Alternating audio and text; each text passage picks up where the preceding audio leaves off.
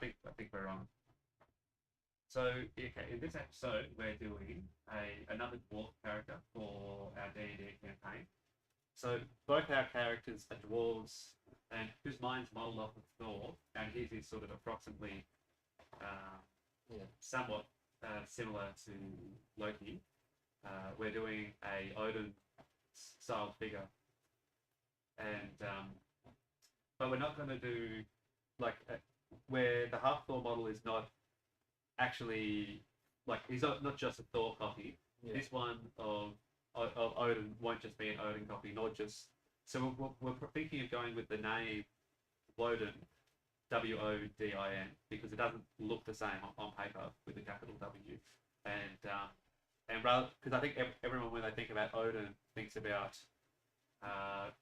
the Marvel Odin, which I do kind of want to use the Anthony Hopkins sort of face anyway. Yeah. So no, we're thinking of leading more into sort of the wandering stranger, which was the inspiration for Gandalf. So not exactly a wizard's hat, but the big cloak and things like that. So unassuming raggedy old man. Yeah. I've just got to cut down my base dwarf. There it is. Cool. Yeah, so we'll do. Dwarves are associated with ravens, just like Gandalf is, and because we're going in that direction, we're thinking that like Odin, or Odin as well has the two. I'm pretty sure he has the two birds. So all of these things sort of tie together, like dwarves talking to ravens in The Hobbit, Gandalf and Odin being similar sort of figures, in mythology. So we're just going to sort of put all those things together. So we'll get straight into the pose. So what we're thinking is him standing holding his spear. I actually will have to Google what the name of Odin's spear is. But pretty sure Odin has a spear, and that's his sort of signature sort of weapon. And we'll do that with the raven sitting on top of it. Where are you up to with the sketches?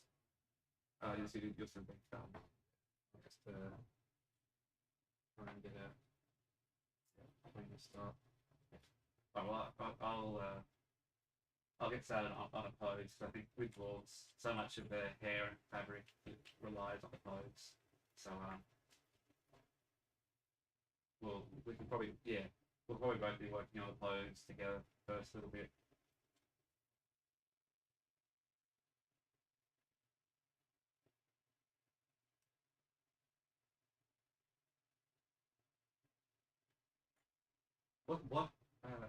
Another thing will be sort of what height is, how tall is this sphere? Because I think because it's going to be a figure, we need the top of the hat to line up with the spear, because otherwise, but you're going to have the raven on top of the spear and the spearhead, and they're both quite top heavy. And then you're going to have like a real thin spear shaft, which is going to be prone to breaking. So I'll get a heading for the height, and then I'll do a really loose spear, so that when you're drawing it, you can you'll have to make the pose sort of match what I've got.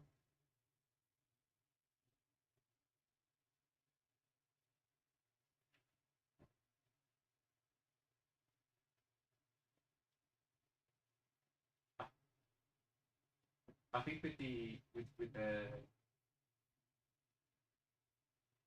hand holding the spear, I think I'd probably lift that up a little bit. Lift it up, yeah. Yeah, I was picturing sort of holding it sort of around his sort of shoulder, a bit more.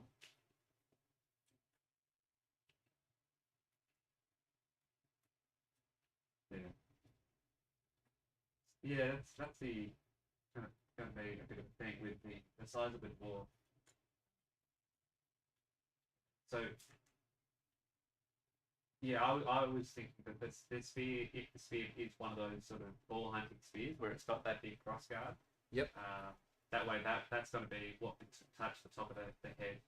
So Yep. yeah, that way there's 2 points of contact, and it's not just the spear shaft holding the bird, and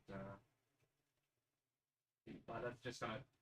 We basically have to get this into position, and like this, because this is sort of essential for the durability. That this has to be sort of. What kind of hat are we looking at? I'm thinking like the Gandalf one, but nowhere near as wide of a brim. Like it's the tall conical one.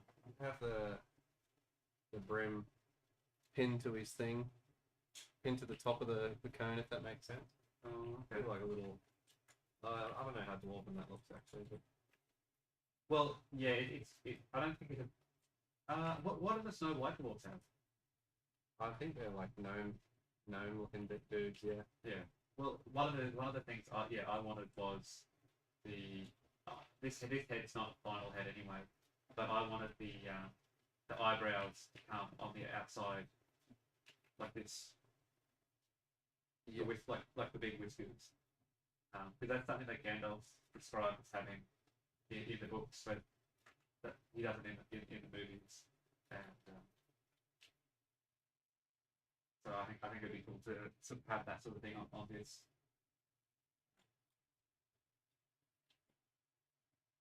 Pretty sphere interaction. So how long is the sphere anyway? It's okay. Normally spheres in wargaming are about 4 centimeters long. So this one's already. I could just check exactly. Yeah, this one's 43 millimeters. So this sphere is probably big enough. And I think it just touches the top of the head. The hands. I'll get the hand in and then go from there.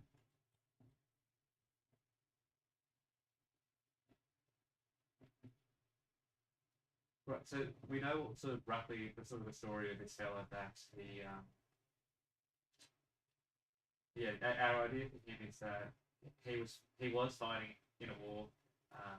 So there's a war between dwarves and elves, and Eli's character in the campaign, he's half dwarf and half elven, and it's sort of like an elf and a dwarf, like an elf lord or something, and has taken sort of a dwarf mistress, and had a child, and then this guy has volunteered to look after orphan kids. Or a baby. Well, the orphans and whatnot. Like at some point during the war, he sort of decided actually, look, violence is. He's seen some atrocities, and he's like, okay, I don't want to be a part of this, and so he's looking after different orphan children or whatever, and that's the current. We'll probably workshop it a lot over the next couple of hours, but because we're not doing like him as like Odin as like the king, we're thinking potentially All Father, which is sort of the father to all. Yeah, exactly. He's sort of a father to all, and that way it's sort of a sort of subversion on the like the origin, sort of where the idea of I don't know if that All Father is sort of in Norse mythology or that's just a Marvel thing, but I think it's just because he's the father to all gods. He's the sort of Zeus parallel where he's like all other gods spawn from him. Yeah, potentially. Well, Thor does. Sorry, I think Odin. I don't know. All my Norse mythology is fully messed up thanks to Marvel. And in Marvel, he has a father. His father Thor, but who knows? But anyway. But yeah. So, but anyway, everyone knows Odin as like Odin or the All Father. So if we sort of subvert that and make him like a peaceful fellow who's sort of not interested in war or conflict except for defense. So hence he's got a spear and a shield. And All Father is more representing him as looking after like orphans or whatnot. Or other dwarves whose like parents have died in the conflict. Sort of almost like an Uncle Iroh sort of figure, where he's like he was a general, he was like a leader, but after some sort of traumatic event. Actually, that could be it. Because so Uncle Ira, after his son dies. Yeah. Yeah, and then Uncle Ira is like, actually, this isn't great. We should do this. Yeah. I'll have to have a look. I have to pause at some point, and I'm pretty sure Odin has children. I don't think Thor is the firstborn. So potentially that could be it. After Hella. well, yeah, there you go. That's definitely the Marvelification of it. But yeah, potentially his firstborn dies, and so he quits on war and starts looking after other people. But we know that with Eli's character, who's half elven, all in, we haven't really. It's not fully finished yet, but he's got one. Yeah. So because he's half elven, he's got pointy ears. Yeah. And so we like the idea that I've got that hand over the shoulder, so the elbow is flared out. Oh right. Yeah. I think we need that just so that it's sort of in the right spot. Yes, Eli's character has one ear. Yes. And we sort of left it open-ended whether he cut it off to try and be more dwarven. Like, as soon as he realised he was half elf, he sort of cut it off to not be like a pointy ear or a knife ear. But it's sort of ambiguous whether he cut it off or like his dad did, because there was a couple of different versions of we were bouncing between whether it was an elven dad or an elven mum. What sort of would motivate him to have a lost ear? Yeah. We thought that the idea of him having one human, like one small ear and one big ear, kind of just the duality of his lineage, I guess. Yeah. I don't look up Anthony Hopkins because I sort of like the idea of his face. It's sort of what I picture as Thor anyway. Odin.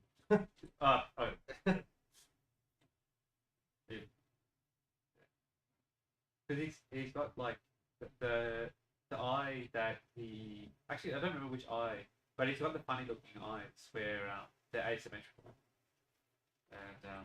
and what, like one of them comes down over his face. But yeah, he's got a really unique face. So the eye patch. So yeah, we wanted to have one eye. Do you reckon an eye patch, like eye patch, or more like a ribbon, like a bandage?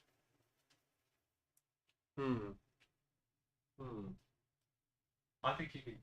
I think the eye patch, like the sort of the Nick Fury sort of eye patch, like pirate eye patch, is too obvious as an eye patch. I think a ribbon. I do like the idea of a ribbon.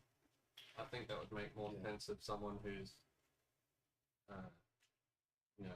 who's older, has a bunch of orphan kids, who's probably not worried about getting himself a nice eye patch. He's just like and he's like the wandering to a stranger, like he's very presumably lives off the earth and is very sort of like practical. He'd probably just take a bit of fabric and that he can take off and wash and stuff like that. So assuming all the war orphan children that he once fathered are now grown up, and he's like, well, what is my life purpose now? He just goes wander and trips out. Yeah.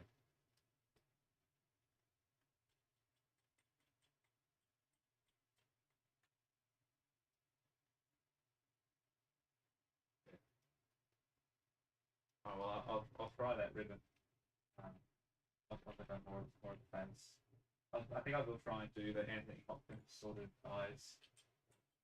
I always like to base the character figures off of like an actor anyway, who sort of has the right vibe. And I think Anthony, even though it's like the Marvel Odin, I think he has the right vibe.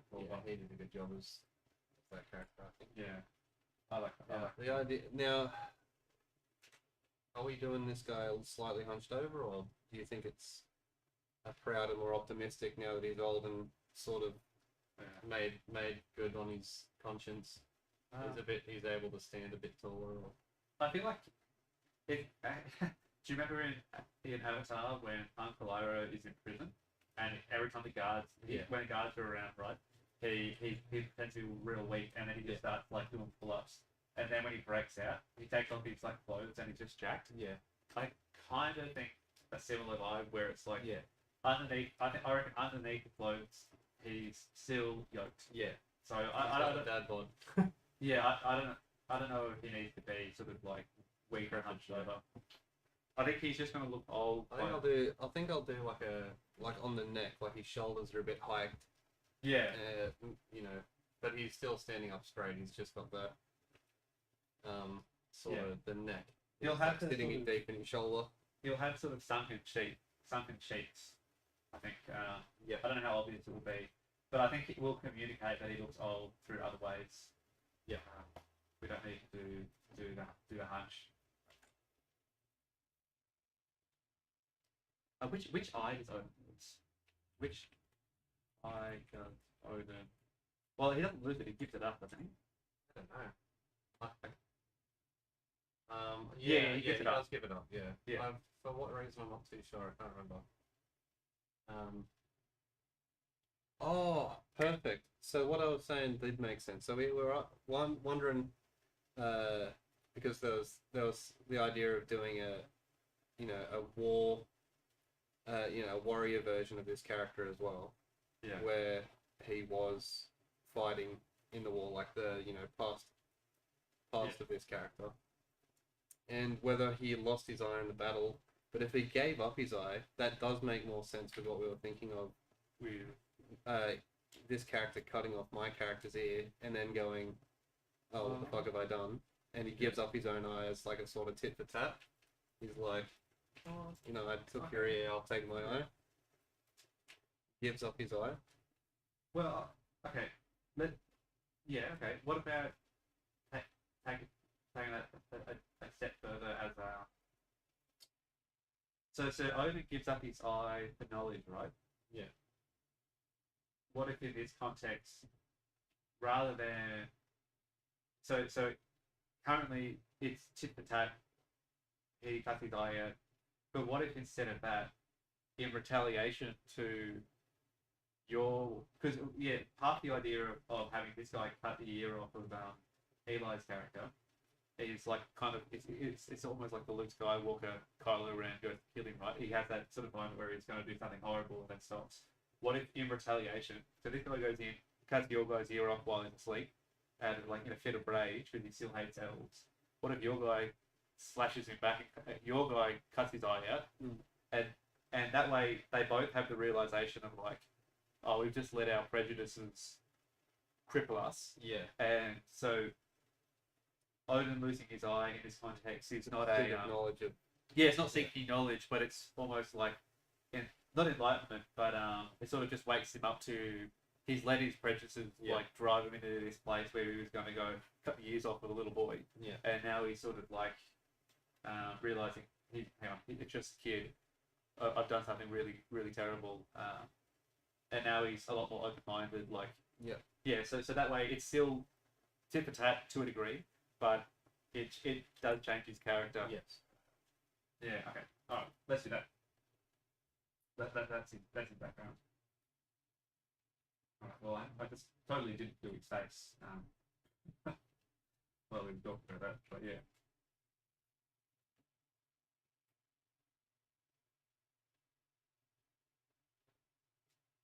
Yeah, that's not really going to show up so much in the I don't think that's going to be... Yeah. That will be if anyone asks, like, when playing, like, oh, how did you lose your eye? It will be like, well, I've got a really cool story that I worked on for 25 minutes. Yeah. Huge expo order of why he lost his eye. Yeah. I like that idea though, where it's like, it's inspired by like Odin, but it's like, oh, he has one eye and it means the same thing, but the way he got it was different because it's like this isn't meant to be Odin. It's meant to be like a inspired by adaptation thing. Yeah. Plus, exactly what you said. Yeah. Yeah.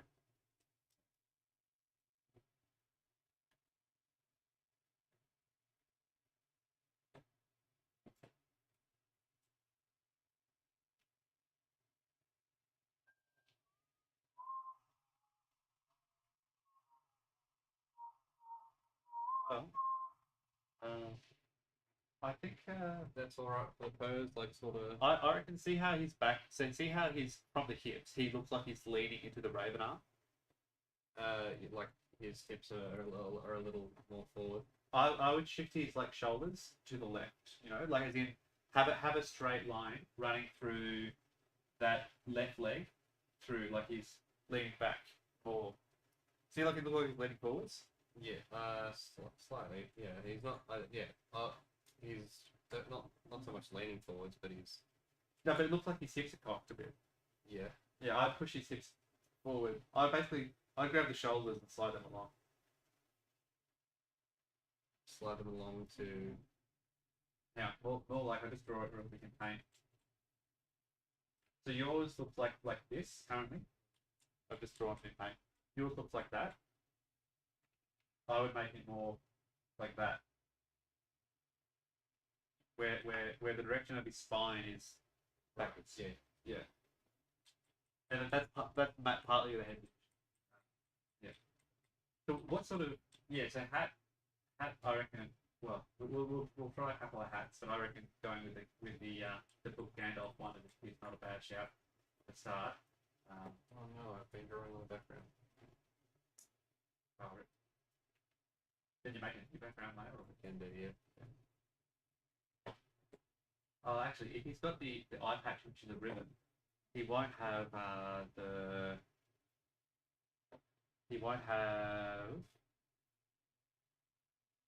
eyebrows. Yeah.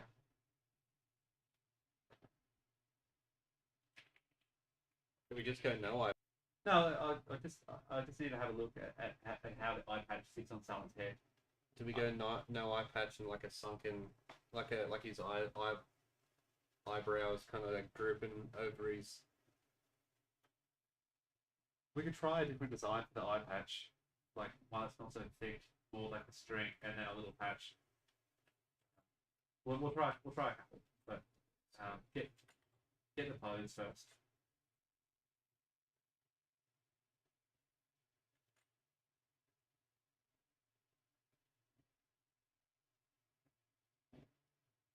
What about Odin's beard? What should that look like? All right. So does he have so dwarves who are really old have long beards, and dwarves who are short have short beards, and it's kind of like it's sort of like a trope, right? That the older they are, the longer the beards are. Yeah. Do we do a long beard or do we do a short one? Like, as in, is there any reason to have a shorter beard over a longer beard?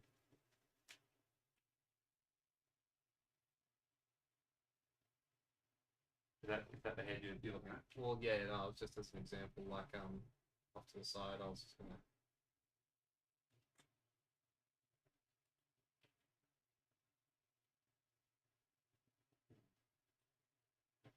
Where one of his eye, like we might be able to get away with no eye patch and just have like one like real sunken eye, and then the other one's what, like real Anthony Hopkins face? Yeah, like legit. Yeah. Rest in peace. Oh, has he passed away? Yeah. What?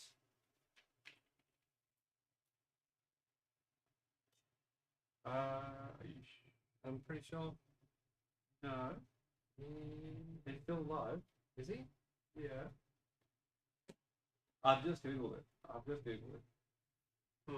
He's also 49 years sober, according to Google. Anyway, doesn't matter. I thought he died. What the hell? No, that's someone else. No, who is it? Michael Gambon. That might be who I'm thinking of. Dumbledore. No, that's not who I'm thinking of, but Anyway. whatever. Yeah. He's not dead. Good on him. 87 years. Wow. Am I just thinking his Odin character's dead from the MCU? That's awful.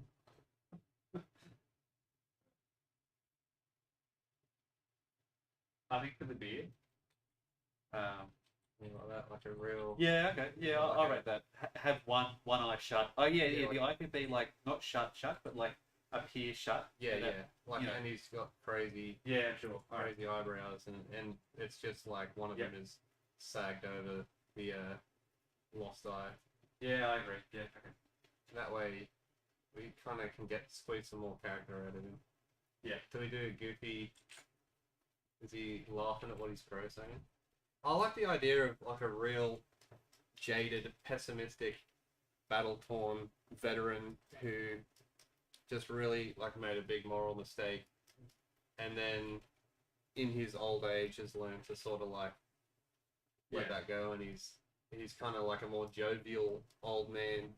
Yeah, more cheerful. Yeah. Yeah, more cheerful, more hopeful. Yeah. Okay.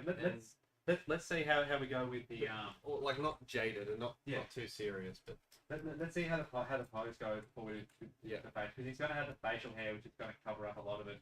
Yeah. That yeah, I don't know how much face we'll actually get to see.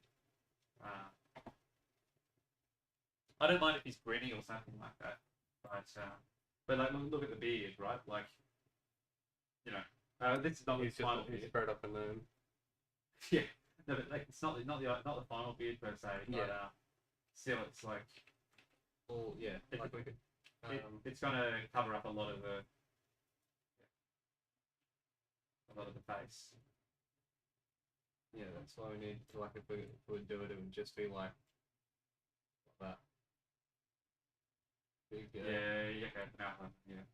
yeah, where it's the mo is just the top of, like, you don't get to see the top lip, but the mouth is Yeah, pretty yeah, much just the mustache, the bottom lip, and that's it. yeah. Alright, well, keep cracking on the pose. We'll have a think about that. So we're pretty Yeah, I still reckon he's leaning forwards and yours. Is it because are you looking at? Is it because you're looking at the? He's definitely not leaning forwards. No, he's not. He's more upright now. I have him be sinking more into the sphere, like this, where he's on a sort of a lean. Oh, And- right. So this back leg, he's not front face. Like, yeah, he's like, Yeah. I just wing the leg stuff forwards. I think this whole shoulder might need to get raised. Yeah, I'll just have a quick look for my dwarf shields. I'll start the cloak over his back because or at least his coat, because that would sort of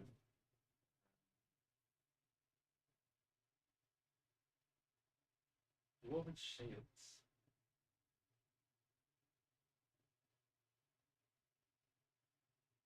I don't know where my dwarf. That's an old one. Old. Dwarf the base. Dwarf the Syrian Something like shield. that. Where he's No, I mean like the direction is the left leg is out to the side. It's like this, but that's really bad. Yeah.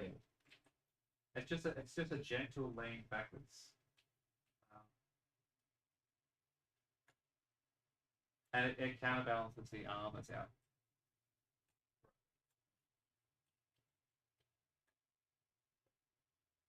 I like my face better. I don't. I like that he's leaning on his thing. Yeah, but he's still leaning on the thing in mind. I've got to hunt down where the where even the dwarf shields are. His character's bag.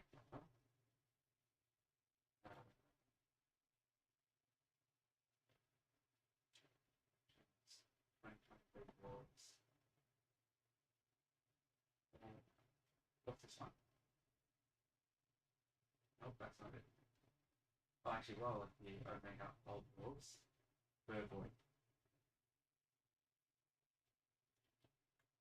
We'll open up the bird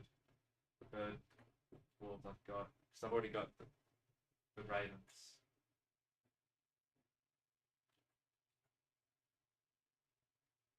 But then we'll grab the shield off that one.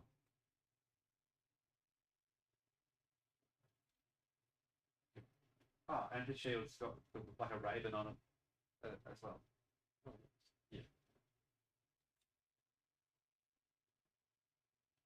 Are you gonna do like the fingers, like he's got the raven is like sitting on the finger? Yeah. Yeah.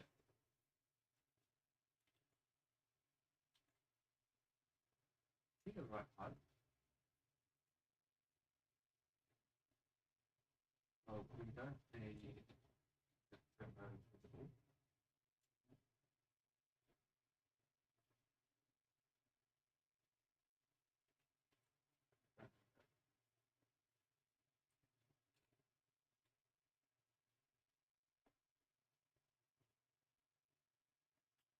Alright.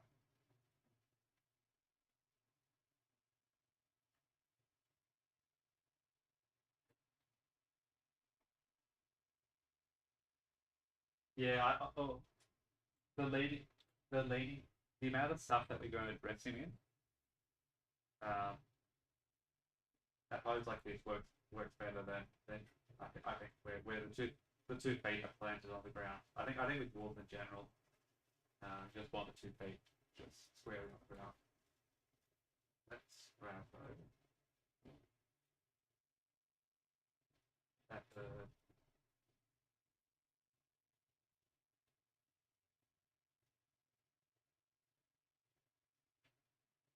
You know how in D&D the dwarves have tremor sense, right? And they can see who's in like the cave or whatever, right? Yeah.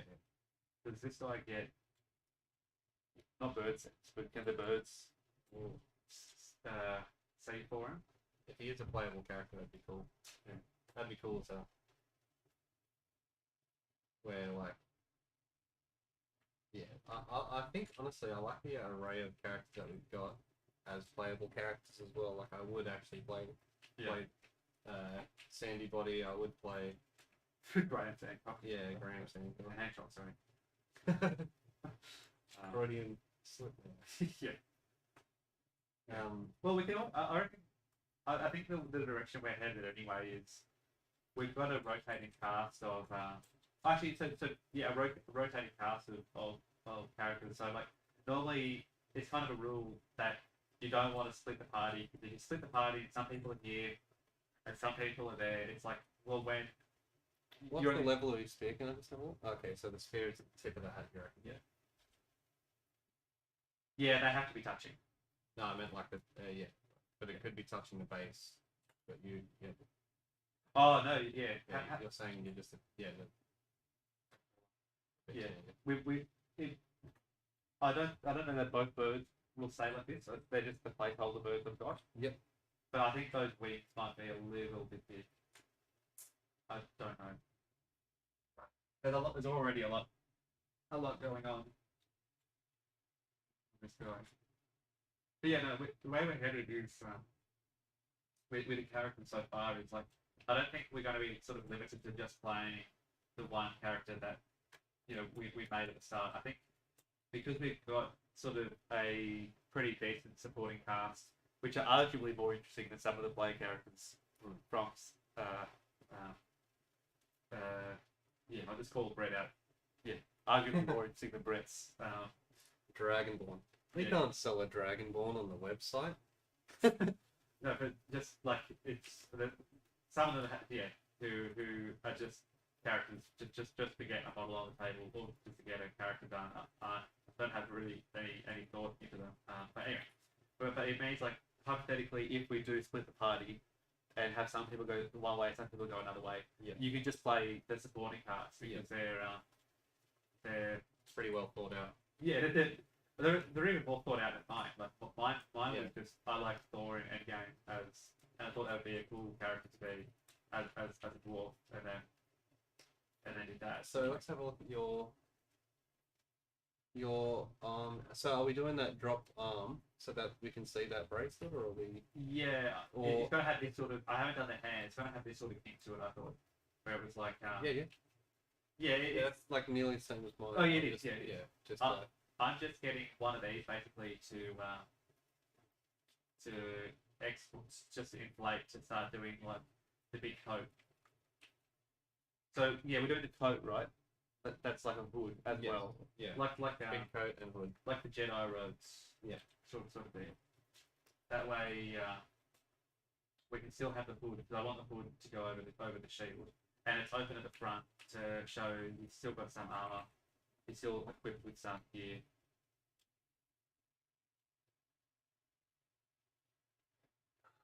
How's a with the hat? Could we do a pointy hood? Yeah. Like You mean like instead a of like the hat?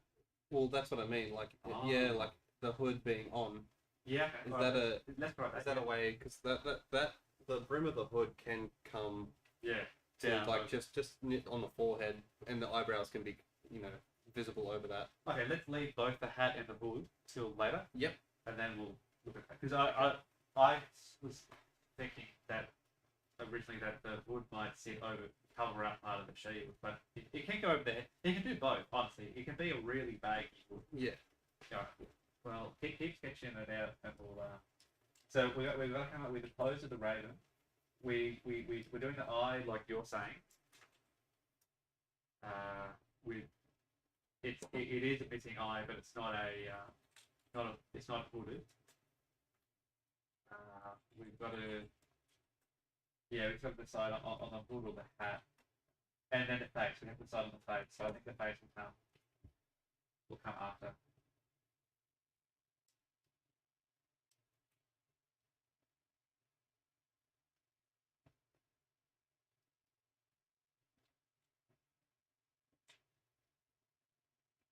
I'll put all the gear in the new folder.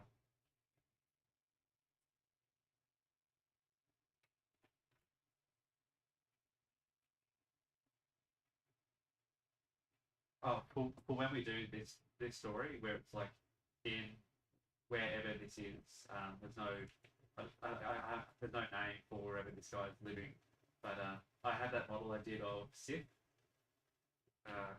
Like Sith is Thor's wife, I'm pretty sure in the mythology. So I have that one ready as another NPC when it comes to this one. And then there's just an absolute plethora of the dwarf models that I've got, like the ones with the raven, the ones smoking in the pipe, and that kind of thing. So there's going to be so many dwarf characters to flesh out that thing. But we might need to do some dwarf terrain. All right, so there's not terribly much lore to go with our dwarves at the moment. The kingdom was named in 2022, like 3 years ago, as like the Sapphire Ridges, and it was kind of like a play on the Iron Hills, the Blue Mountains, that kind of deal. So we've stuck with that. We did the model of the king. So yeah, the king is called King Hildinger. And that name comes from the dwarf. So not from the dwarf. Sorry, from the Norse dwarf names. I can't remember exactly what it means. I think it just means king or ruler. Yeah. There's another character, the dwarf captain, Begrisil, which is like it's just like strong warrior or something. They've all got names that are that come from the Norse sagas. But I've had a couple of thoughts about what like the geography should be. So you know Game of Thrones, right? How Brienne of Tarth comes from The Sapphire Isles. the Sapphire Isles, and Bronn convinces all the guys that That wasn't Bronn, it was Jamie convinces the guys that are doing that to Brienne that the Sapphire Isles are named that because of all the sapphires there. But in reality, it's the blue of the water. Yeah. So I was thinking, like, okay, so imagine a world map, right? And like Sweden, Norway, Scandinavia are where they are, as like there's water on a big coastline. So what if the name, like, yes, Sapphire Ridges is because of like it's this giant mountain range on the water. Yeah. And dwarves aren't typically associated with water, with like boats and stuff, but Vikings and stuff are, and they're very much meant to be Norse dwarves, like well, typical Norse Yeah. lore, not like the Eastern one we've done. So okay, so yeah, all I've got really at the moment is the Sapphire Ridges are the mountain range along the coastline of a big body of water that goes out to an ocean. I think so imagine there's water at the bottom, like as one layer, and then the next layer is sort of the mountain range. On the right hand side is like I'm picturing it's the mainland, but then above it, I think like in the real world above sort of Sweden and Scandinavia is like Antarctica. Well, not Antarctica. It is right. It goes up to I think so. Yeah. water, and then It's like Greenland and then Antarctica. Yeah. Russia's to the Russia's to the yeah. east. Yeah. But what if on the other side of the mountain range is like Iceland, well, sorry, Greenland or Antarctica sort of thing, and that's where the frost giants live. Oh yeah. Because then you can, you We can fold that now in. we can make some Norse frost giants. Yeah. So I don't know whether we call them frost giants or whatever, if that's too on the nose. But I had a bit of a read the other day of frost giants, like who the Jotun are in Norse mythology, and they're I don't want to say it off the top of my head because I'll probably get it wrong, but pretty sure they're meant to be like I'm pretty sure they're craftspeople as well, and they're like real wise. It was something like they know everything. I think was the vibe I got. Like that people go to them for wisdom or something like that. They're just big librarians. Yeah, It was kind of confusing because I had only pictured them as sort of more like I guess the Marvel depiction and trolls, but I thought in this context, in this setting, that maybe we could sort of put a twist on it, right? Because who's the dwarf in Infinity War, like Eitri or whatever it is, the one that helps makes Stormbreaker. Yeah, Dinkle. Yeah, and you know how he's a dwarf, but he's a giant. Yeah. So and it's obviously it's a play on the idea of the dwarves being small, and Peter Dinklage doesn't like dwarves being, Yeah, he doesn't like fantasy dwarves. Yeah, he doesn't like stereotypical sort of dwarves. But because the frost giants in Norse lore are like wise and these other things, what if they had a similar culture to the dwarves, but the big difference was some of them were really tall and some of them were really small. Like they're the frost giants and everything about them, but they sound like they're a similar sort of like similar sort of interest to the dwarves.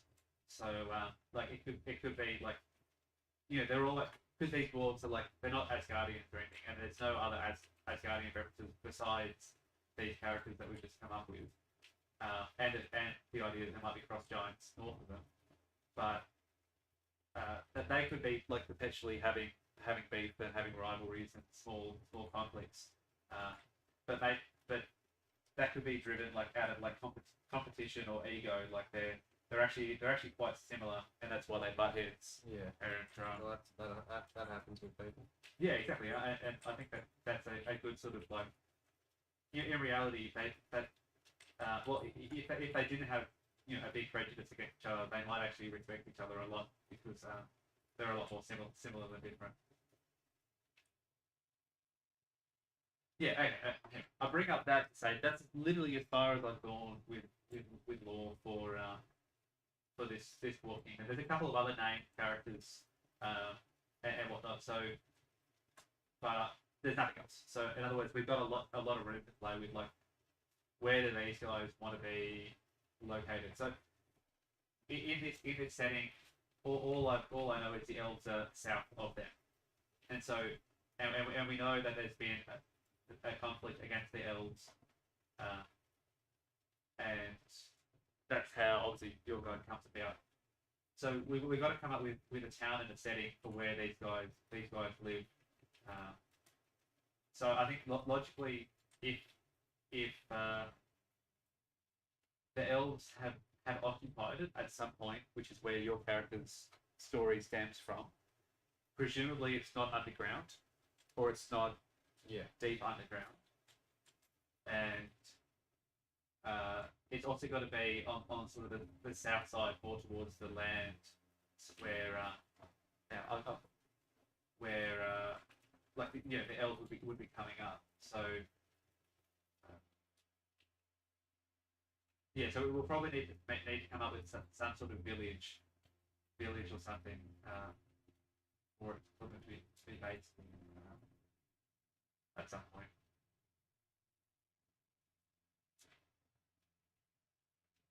I'm just getting Scrying are going to be squishy up against this spear. What did you say? So the crow's going to be squishy up against this spear. We might need we might need to shrink the spear. So the spear. What if the cloak is sort of blowing this way, right? Yeah. And the hood is also sort of we'll need a lower, shorten that spear, like as in, you know what I mean? Like if the wind's blowing it this way. Yes. Yeah. I need to push this all back. Yeah, his big baggy sleeves, all blown in there. That'd look cool. Yeah.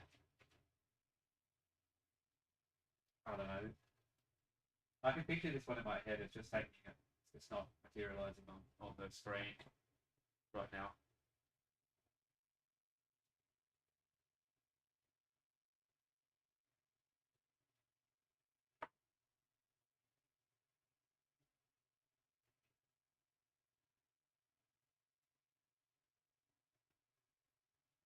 The wizard's hat. What about if the crow was like leaning forward, like trying to like butt into their conversation, sort of thing? Which one's The one on the spear, like where it's up, but like the tail is sort of up and the head. So I think this guy needs a cape. He can still have the cloak, but I think it needs like a bigger cloak, because from the back he looks like this. massive cloak. Yeah. I want this thing to be big, like he's wearing a rug.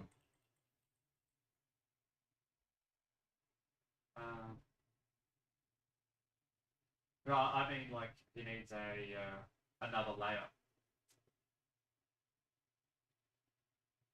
What about like a big animal fur or something on his back? Well, if we do that, we won't have a shield. He'll still have a shield. Okay. But like a bear skin or something like that over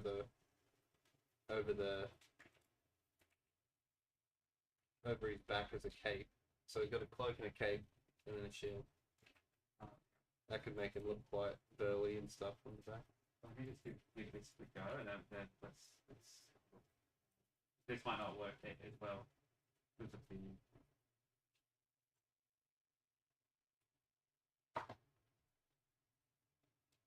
So this is what I was thinking we might need sort of two layers.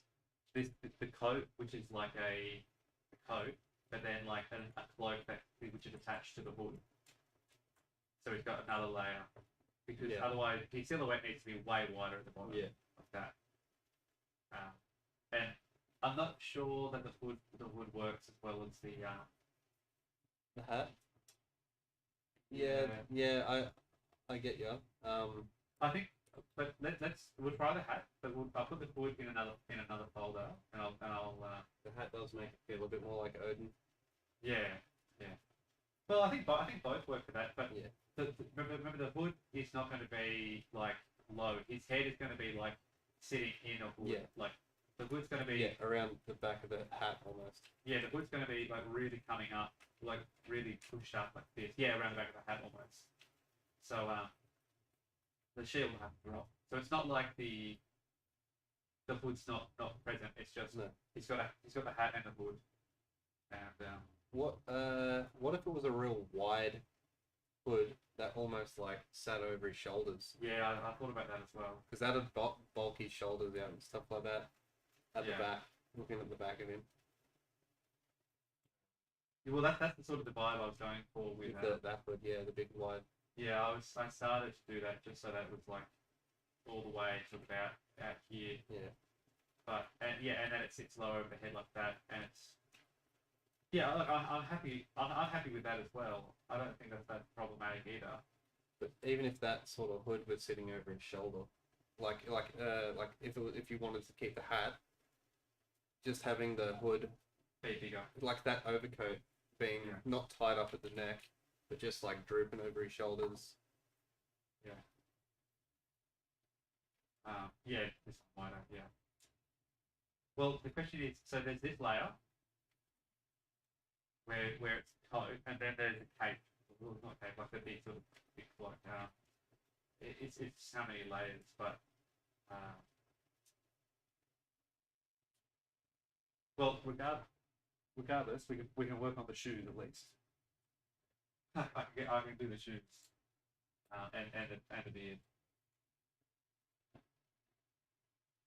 Should have got some water.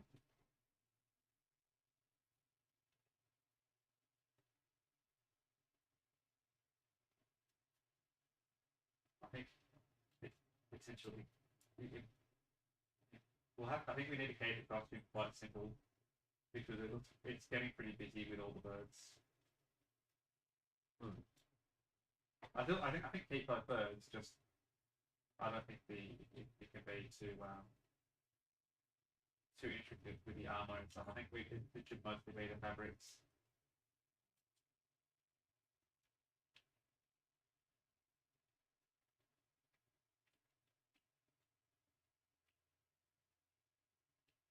Yeah, so the town that this fella lives in, we'll probably need to do a bit of research, but I don't think we want to call it Asgard. We'll have to do some googling, but Where's the town, the real life town that the one that ended up? New Asgard is what they call it in Marvel. Yeah, but the actual town they filmed in, because it is in Norway. Yeah.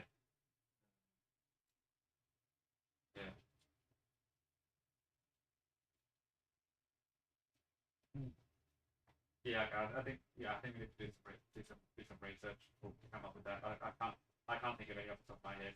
I don't want to rush that.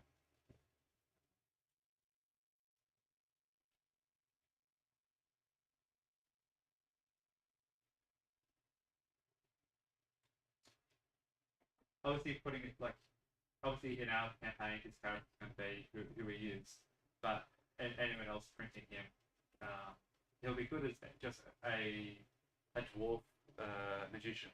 Yeah. Just or a dwarf priest or spellcaster in any other tabletop context, not just as who I'm using. Yeah.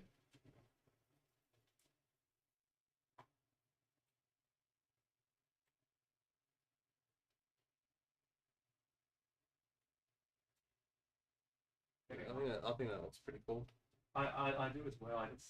But see what I mean? Like it's quite busy. Yeah. Around there. Well, with your crow, because you've got it wide open wings as well.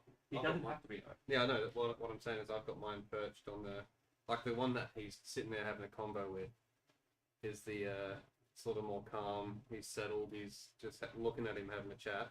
Yeah. And the other one's just landed. Yeah, the other one either is just landed or would be. Have you ever seen, like, I know in a lot of tattoos and stuff, the crows like leaning forward, almost upside down, hanging.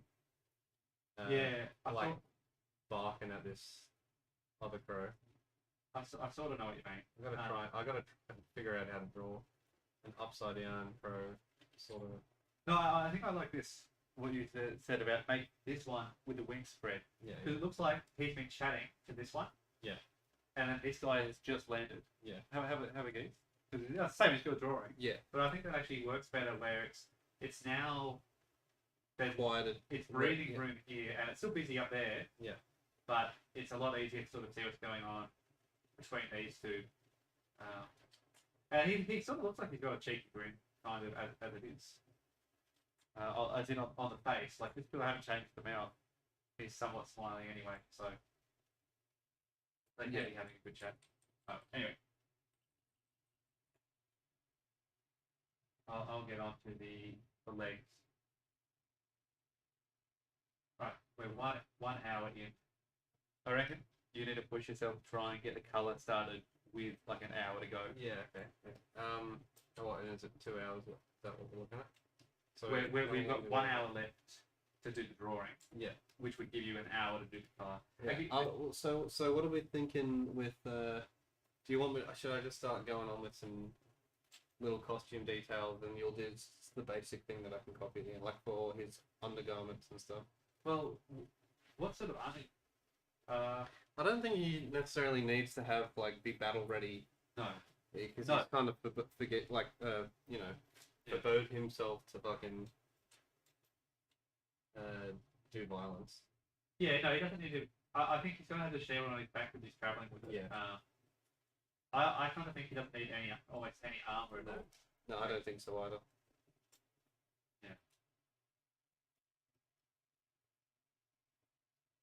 Maybe he has a padded tunic under the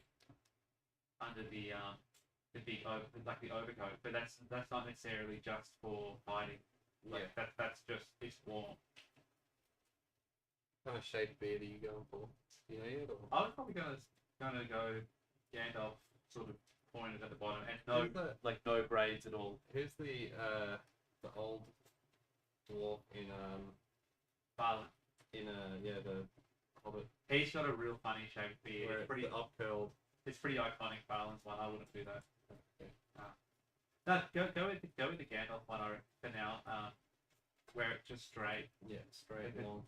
no braids. It's just he's let it grow out. Well, El Matriel. Yeah. What's the human? No, it's not human. It's Dothraki. You know in Dothraki culture, right? In Game of Thrones, they don't cut their hair if they lose a fight. Yeah. And or no, if they get killed, they just cut it. But with every battle, they tie on new braids or some shit. No, I think well, it's something like that. But doesn't Illyrio? Oh, maybe it's not. I think it's Illyrio says to Daenerys that like Khal Drogo's got real long hair because he's never lost or whatever. Yeah. I think That in is some right, some lore, like some fantasy stories, they say the same about dwarves and dwarf beards. Like, well, dwarf beards like dwarves don't cut their beards the longer they get. So the older they get, the longer the beards get, right? Yeah. I currently have got this guy with a really long beard, but so I actually in the Hobbit, Thorin cuts his beard, and Thorin doesn't grow out his beard. Sorry, in the movie of The Hobbit, they keep Thorin with a short beard, and the logic is he's not going to grow it out until he's king again. That's something that they did there. I'm just thinking, like, with the beard, like, what length? Like, would it be interesting if normally old dwarves have long beards? What if he was old and had a short one, and it's growing back out slowly, I like the long one because it's just like a wizard vibe, but would there be some sort of like story where it's like when he in the fight that he lost his son or whatever, and you know they lost? What if the elves sort of mutilate the prisoners by cutting off their beards, and it's like a shame thing? The only thing I can think of is if we do a small beard, it might look real gnomey. Oh yeah. Yeah. Alright, well, what is this? Let me have a quick look. Google Snow White dwarfs. Because obviously, obviously we don't want the new Snow White dwarfs, but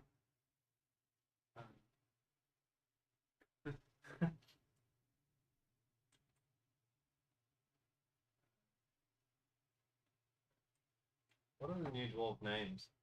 I'm pretty sure they changed them, didn't they? yeah, I don't think they're dopey and sleepy and grumpy anymore. It's like dwarf who is formerly known as Sleepy or something like that. Like they do the Prince thing. Yeah, I have no idea. Misogynist dwarf. No idea. No, okay, just keep it long, like the wizard, like Gandalf for now, because it's been like 60 years since the war anyway. So, you can grow out presumably a big beard with 60 years. Hell yeah. People on Earth do it. Yeah. You haven't really got any. You're doing. I haven't really got any more. Oh, you're doing the face, yeah. I think you haven't really done much undergarments just yet. No, I was kind of just like seeing what we were doing. Yeah, I'm not really sure what to do underneath the coat. I might just do. If what about if his coat was tied up? He didn't really need anything. In that case, and it could just be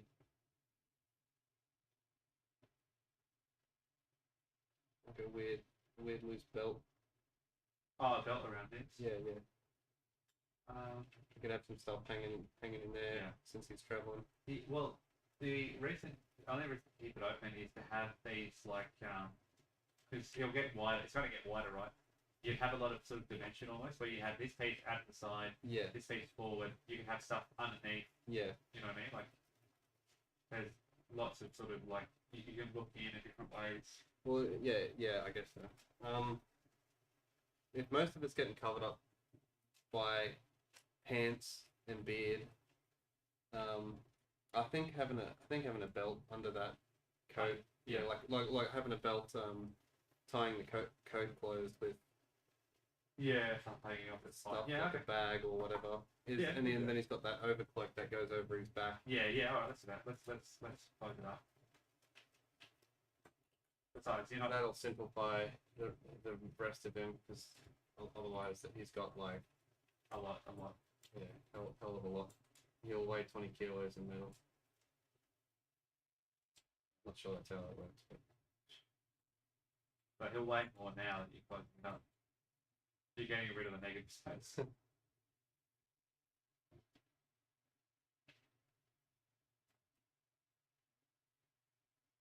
This looks like a gnome right now. Yeah.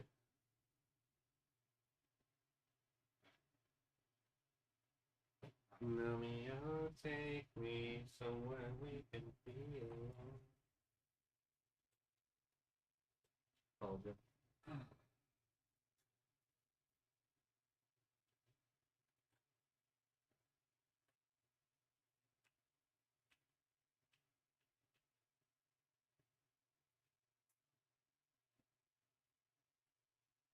Right, well, this. Is his coat dragging along the floor, or? I thought you could see. I thought you'd see the boots. Yeah. But, I don't need to cut the coat in half, so I can work on both sides separately. I don't know if this is almost more Gandalf. Gandalf has his clothes up, doesn't he? Yeah, he does.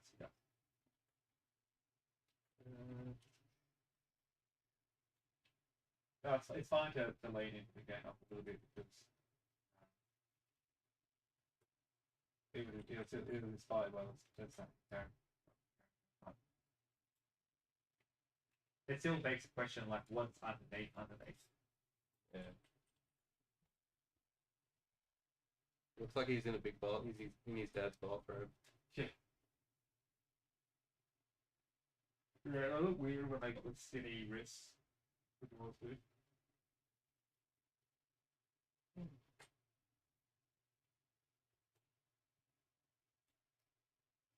I think underneath he'll just have like another cloak that's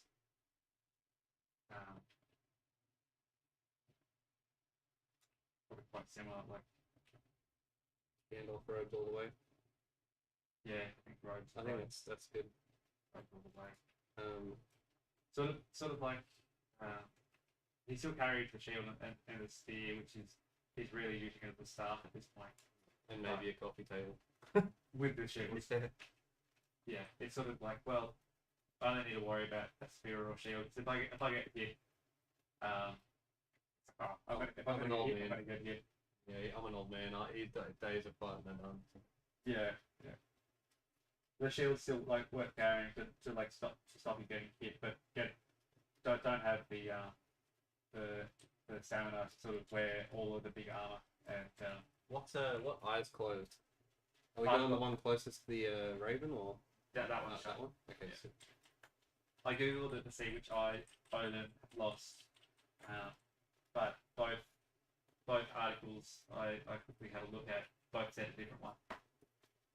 Both said he's more commonly depicted with the right eye shut, and the other one said he's more commonly depicted with the left eye shut. So, can I just have a quick look at your eye, your big eye? so it's solid. Yeah. Basically, it just like squash. Yeah. And then there's still like the underneath the eye, exactly. sort of there, but it's shut for all intents and purposes. Yeah. It doesn't open much.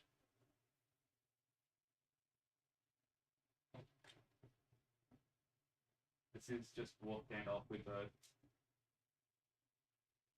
flash shield. I'll make the coat underneath the wizard robes, or I don't know how much you can see it on your one, but I'll make these underneath more like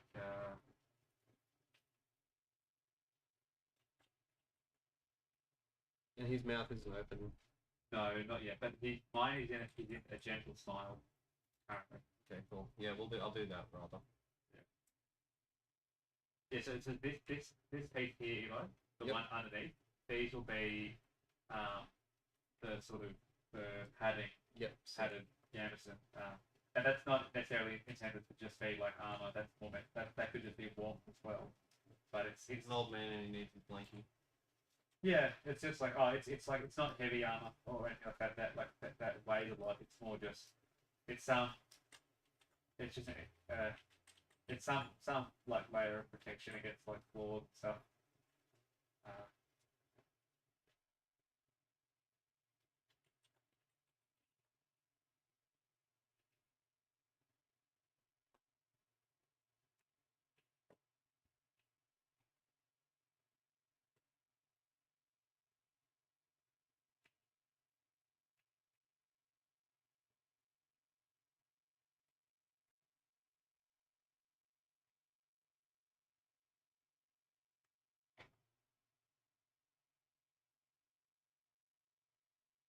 I wasn't sure about the moustache. I was thinking of having the moustache sort of roll into the beard.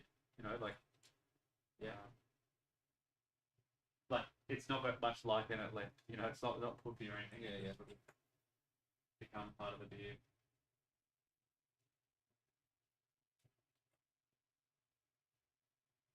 We will need a good spear actually. Good what? We'll need a good spear. Yeah, I've got that idea for My only thing is it needs to have that sort of crossguard. Yeah, exactly. Well, that's the the whole world-eating serpent thing. Yeah. Yeah, you could have the crossguard be that. Like, it's like a circle, or yeah, you could do a circle, or if you wanted, you could just do the straight two-headed two-headed serpent.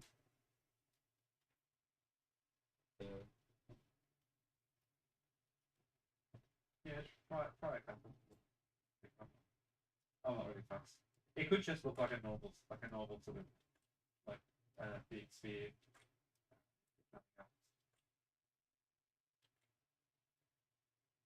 Or two ravens. Like I've already got two ravens. the crossguard.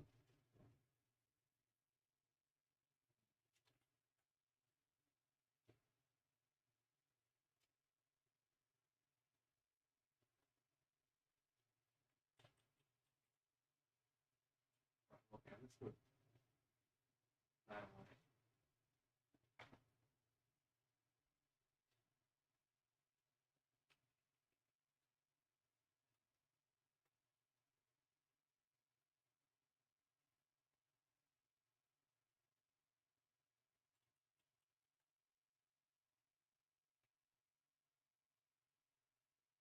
So on his back, remember we were going to do this sort of like he's slung the shield over, but say he's also like slung over on the bedroll. I guess. You know what? Actually, no, that's not all. Yes, continue. Oh, I was just going to say, remember we've got to do, the shield is Yeah. going to come out like sort of the elbow like that. Yeah. And then it's going to have like a bedroll over the top of it. Sweet.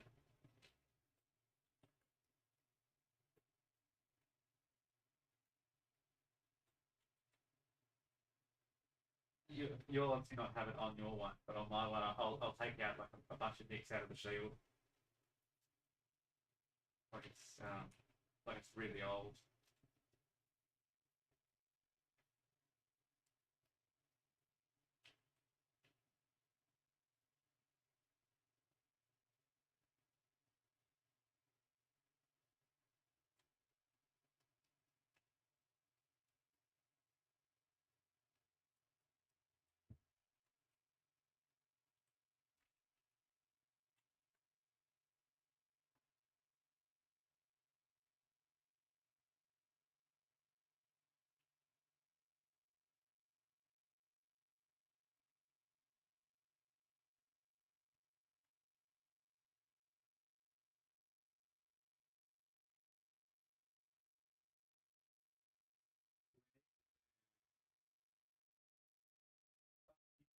So, what's the Lord's monk called again? It's not Freya, is it? Yeah. Freya. And I think it's spelled. I think it's like Freya. Sorry. Freya. But it's I think in the Norse one it's spelled differently or something like. Or maybe there's a couple of different versions of it, but it's not terribly consistent. But do we need to do the adopted mother? Adopting. Is there any role in the sort of story for that? Did do. Not sure. Not that comes to mind yet. Yeah, nothing comes to mind yet. Apart from like just taking the Loki sort of Yeah. story where it's closer with the mum. Yeah, because she teaches him magic and shit. Yeah. I mean that could be told in. Yeah, like the reason I'm a bard. Yeah. Encourage new music and stuff like that. Comes from the mother and this whole mate that doesn't approve. But Need to be a strong warrior. That's the reason my character has got like 16 strength in his bard.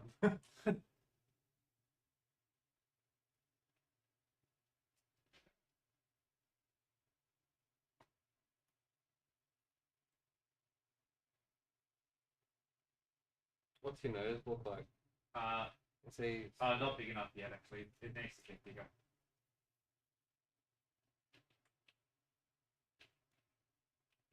And big, I want to do bigger nostrils than I have done.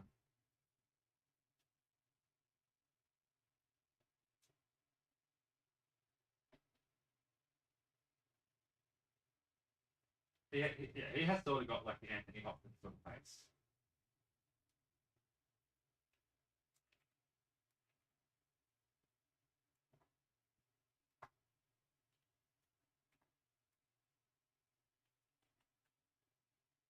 So were you going to do basically bare forearms and the long sleeves? I was gonna do bare forearms and the long sleeve and have that bracelet thing. Yeah. But Only a chunk up forearms. it's either that or we do something else. But He could have like the little not bracelets but the armbands. yeah, I think that's a good idea. And when we do the young version of him, he still have those same things, but bigger forearms. My dad doesn't anymore, but even when my dad was 50, he had the biggest forearms of anyone I knew. What was his occupation?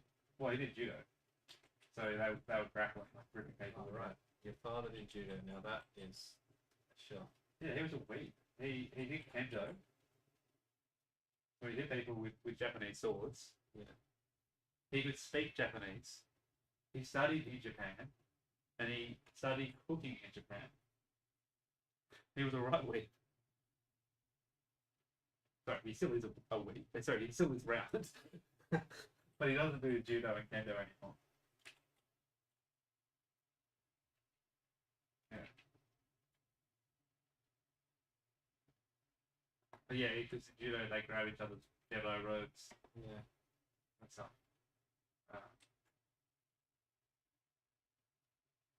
Yeah.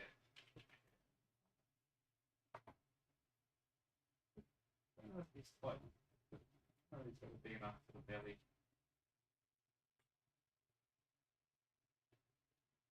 So you've got pretty much. I like this. The mustache just comes straight down like that. Like you can't even see his mouth, and it's just like. We could do that, but I thought we will lose the smile. Yeah. Like that. If you know what I mean. Like on, Yeah, do that. on the drawing where it's like. Yeah. Just comes straight off the lip. Yeah. I sort of wanted to get lost a little bit in the beard once it hits the bottom. Like it's not as obvious where it ends. What if you do his little bottom lip pout now? Yeah. Alright. His bottom lip pouting out of the beard. Yeah. And it's just like got that old man where the gum, like his jaw just kind of can. He could probably put his bottom lip over his nose if he tried. Yeah. That old man gumminess. Yeah. Yeah, I don't know now. Yeah.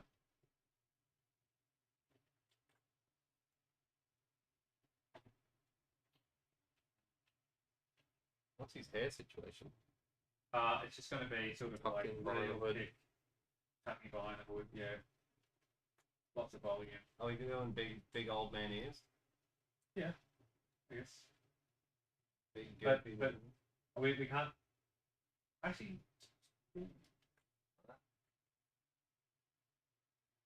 I think the hat brim is going to probably come around the ears. Okay, yeah.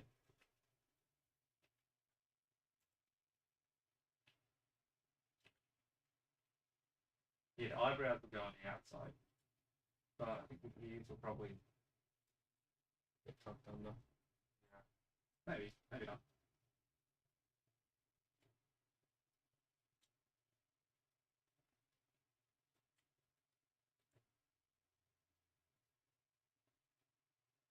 Should this fella have any magic?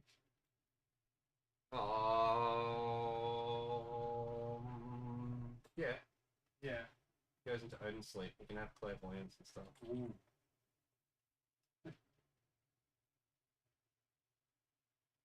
What would his class be? It's got to be a mix between like a cleric, so someone who hits things, but also buffs their can cast spells. Brett's cleric. Yeah. Like I think that's probably the. Oh, he's definitely a split. If he's not that, he's a split class between. Because he's got to be able to. We've got to be able to see bits of your character and bits of my character in this guy. Yeah. It's mage and. Well, I think it's got to be intelligence like 18.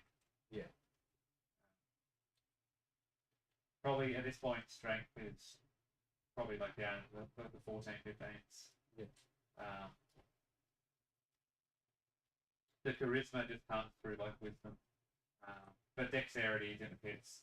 Constitution is like terribly low. Or maybe constitution is terribly low, but it's just still natively tougher for being a dwarf. That's easier to figure out. The class is a bit trickier. Because it's like it's not pigeonholing, but well, that's the thing. The thing is, right? Like as a if you think about it in the context of like player character, it's sort of like, well, between level 1 and level sort of 20, like there are some big changes. You don't just want him to be like level 20 or something like that, even though he's really old and sort of like already like leveled up, because he would have like some silly abilities that are like not relevant. Yeah. He should just be super proficient in. He should be like a level sort of 10-ish character, or whatever, but just be really proficient and reliable as like doing the things that he's going to do. So So with this character, actually, if we're gonna do both him young and him old, yeah, the young one I think are we doing low combat skills and just like is this guy's nature not to be played because he's well, I wasn't really anticipating anyone's playing him so much as yeah he's an NPC that's going to be around for a couple of missions. yeah no he doesn't fight but he will buff you. Well, if he does fight, he fights with his spear and shield, but it's not like his probably fighting ability is he will always hit, not always hit, sorry. But in terms of like his character, is he sick of violence or is it just like it's now he's done with it? He's moving past it. It's not necessarily off the table. I think like he's not seeking out fights, but you know, like he'll defend himself when necessary. Like he'll use violence to end violence. You know, like like he'll shut people down, but he's not going to go out and fight. Whereas Or he might have. yeah, before he would have been super proud and like the elves slided the dwarves. That means we've got to cut down every tree in the forest. Yeah. Now it's like hang on, that's silly.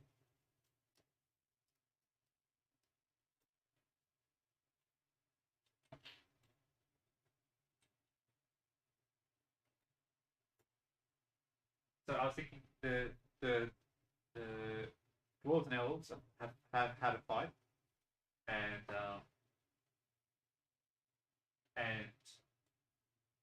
with the and then that's 60 or so years prior to the setting of our campaign.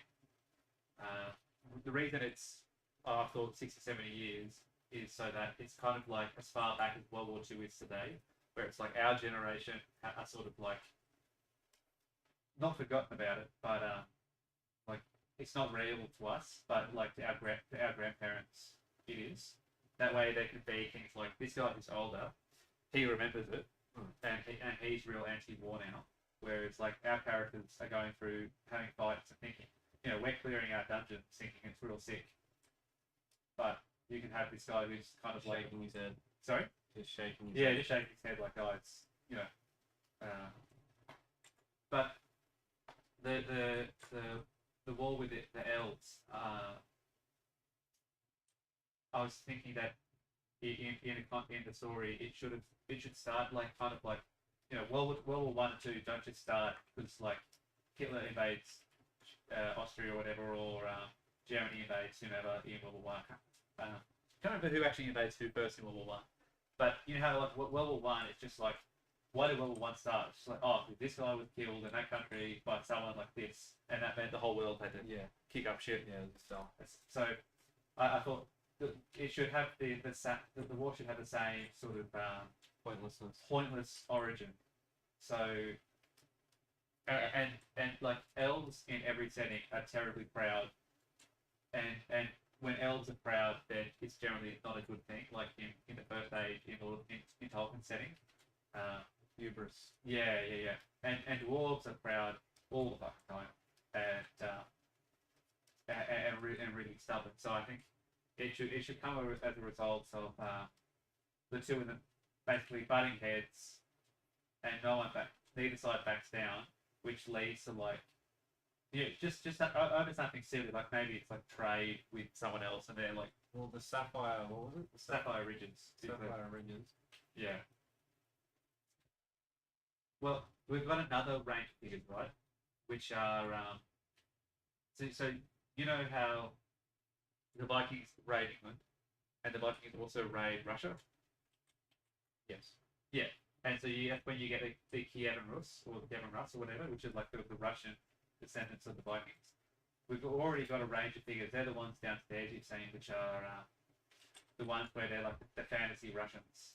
Yeah. So I picture them being off to the side, just like where Russia is to Scandinavia.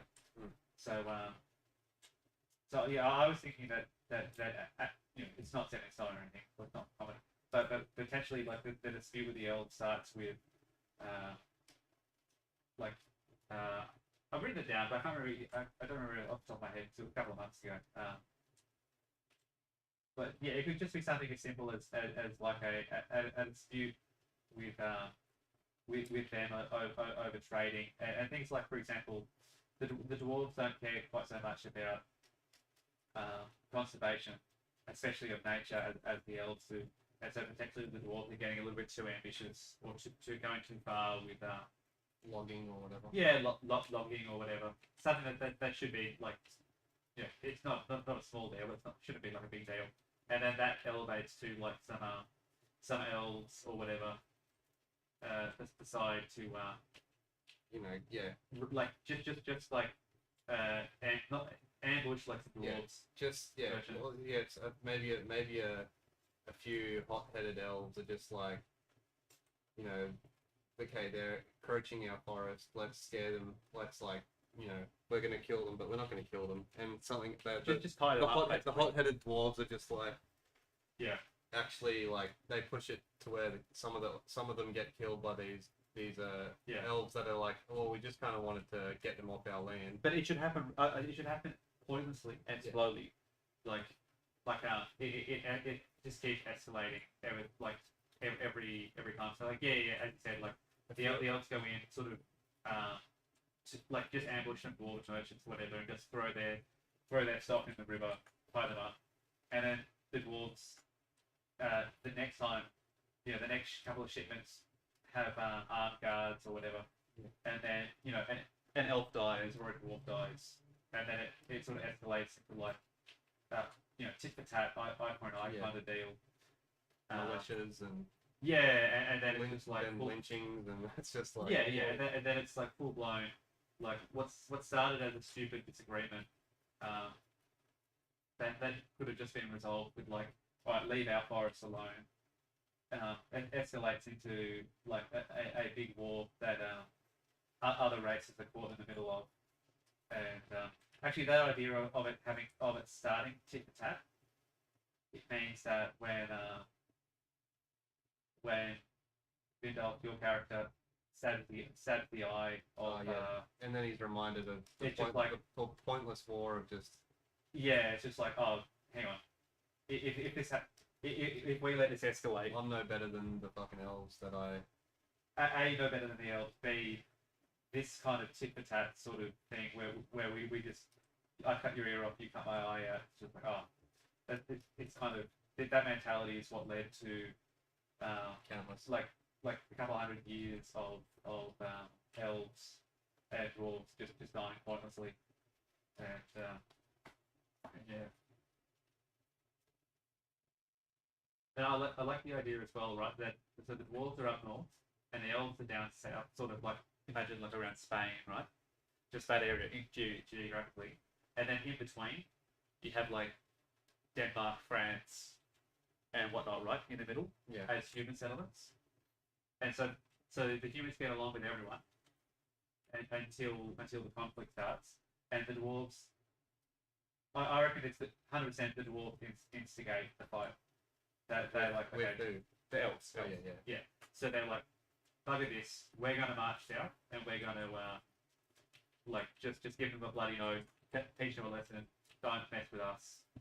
And so, like the dwarves go down, they do that, yada yada. And then if the elves retaliate, I reckon the dwarves should, or I don't know which side first, but one of the sides should basically march into a human city and say, where the humans were more or less allied with both, or on good terms with both, but both races should basically say, it's like Sweden, where they're in between Norway, like an iron mine, and the Nazis, and it's just like, we're going through you. It's A, we're going through you. B, the elves are coming.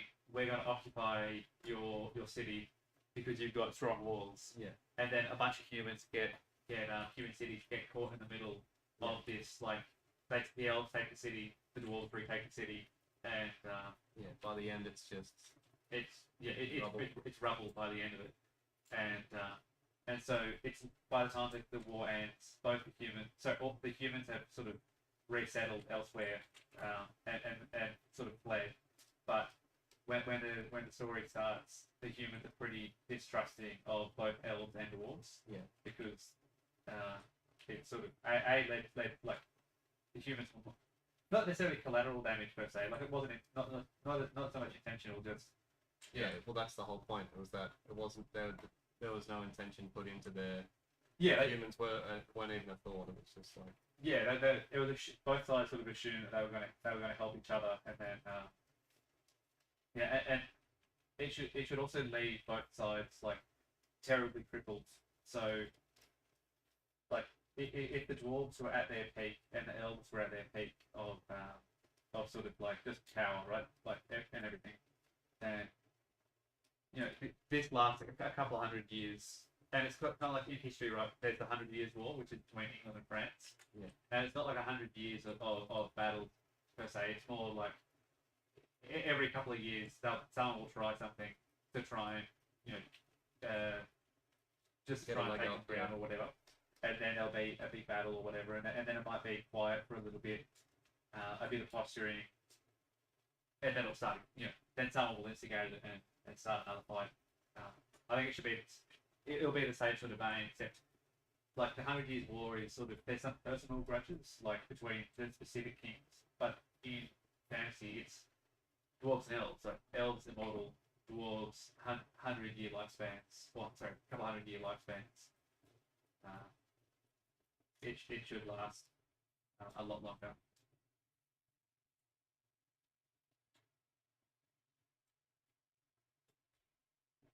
Yeah, I've done my beard basically the same sort of thing. It's just a lot of little wispy bits. Can you probably change? I think your toes look inverted, like they're pointing at each other. Yeah, a little bit. Yeah. I'd probably just throw those out.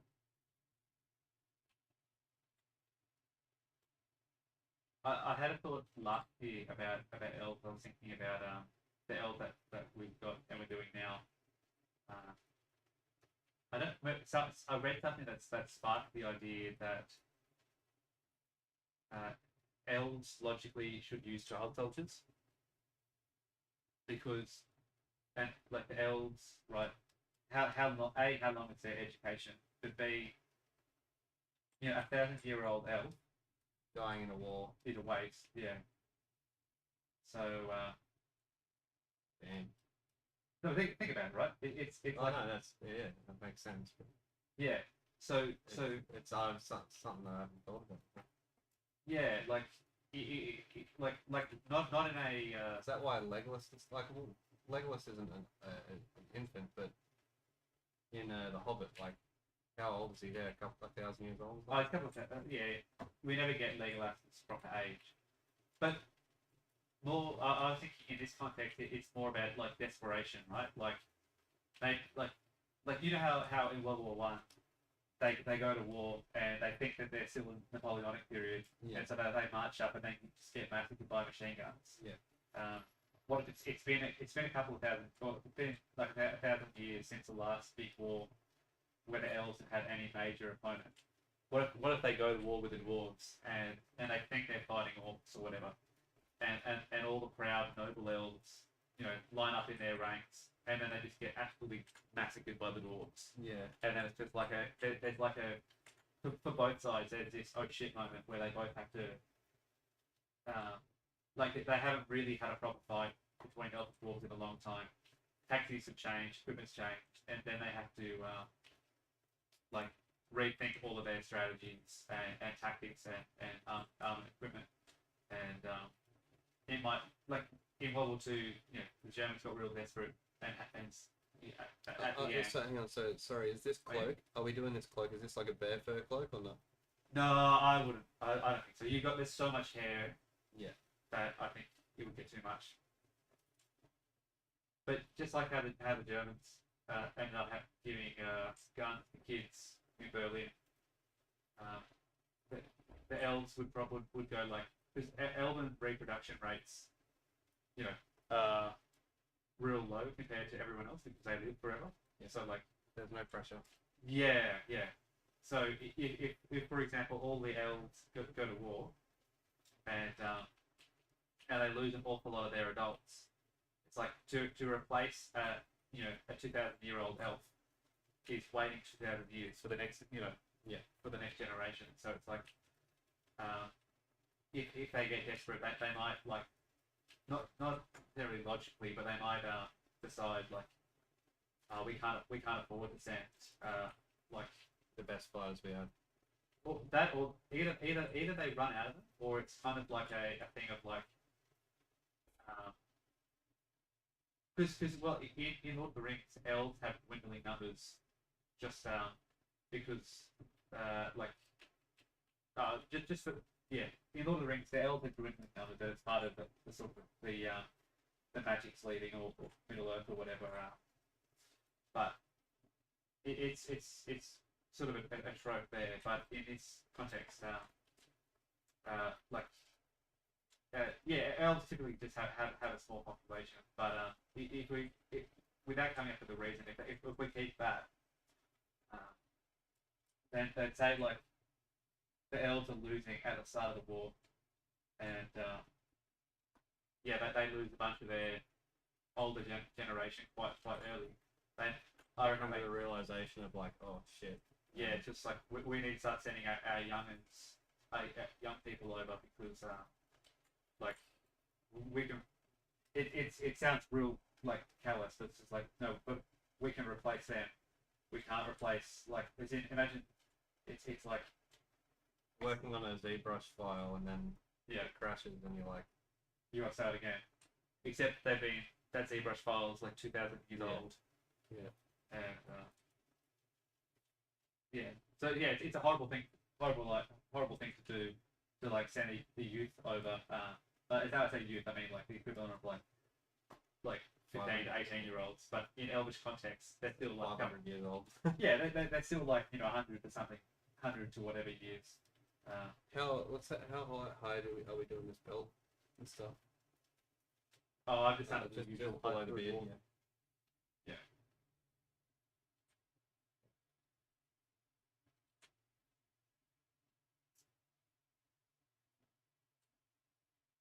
But I think that's one of the like people talking in fantasy like they shouldn't have dwarves shouldn't have like human equipment. They should have like equipment that's like tailored to their stature and whatnot. And I don't really I just give them the gear that looks cool. But I think in terms of like from a story point of view, something like that, we're giving the elves like effectively not child soldiers, but having them be real young. It's kind of like that sort of makes sense. That they might have that sort of like cost equation of like it's too. We can't send like the people who are like artists that have been like or poets that have been writing for 2,000 years. Like we can't lose their skill, but we can afford to lose a couple 100-year-old people that we can the society hasn't really invested much into them yet.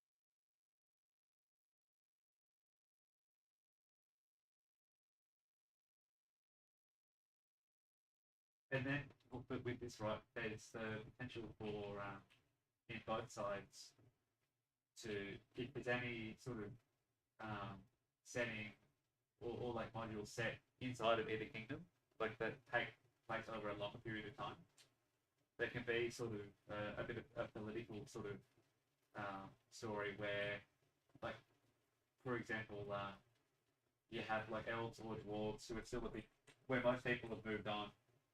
You have have the Japanese who are on that island. Yeah. You can have a couple of like both factions in dwarf, like the dwarf kingdom and the elf kingdom who are like keen to restart the war for whatever reason. But that there's the potential for a story there and whatnot.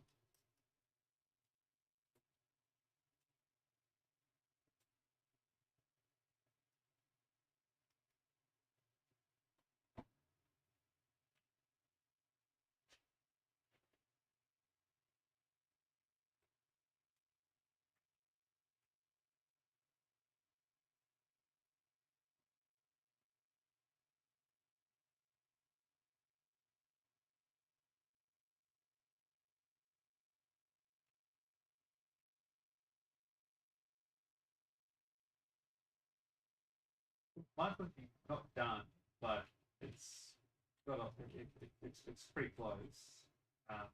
Once it gets finished up, the only thing I haven't got is that sphere. Yeah. Look, can I just have a look at the front face of yours? Right, yeah, so these are okay. We've got 75 minutes. Try and get it started.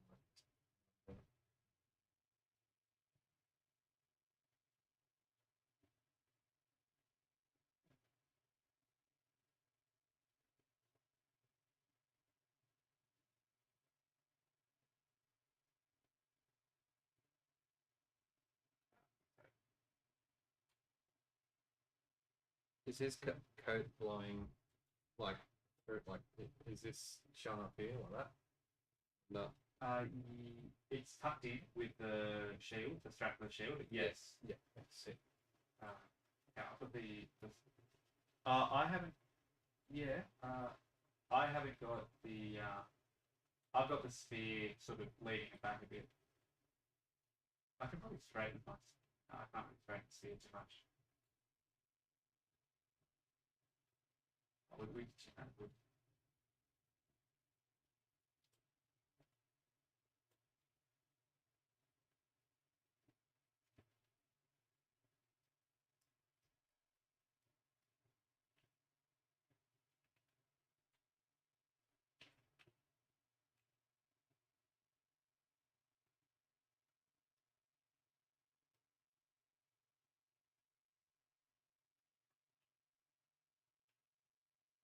Probably use those fur boots that we used for the mountain man dude last time.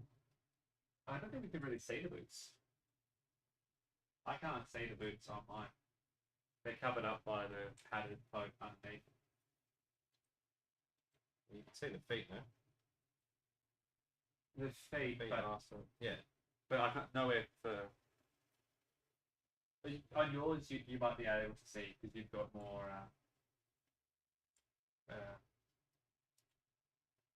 But yeah, on the figure, I could. There's no way I'd be able to see that.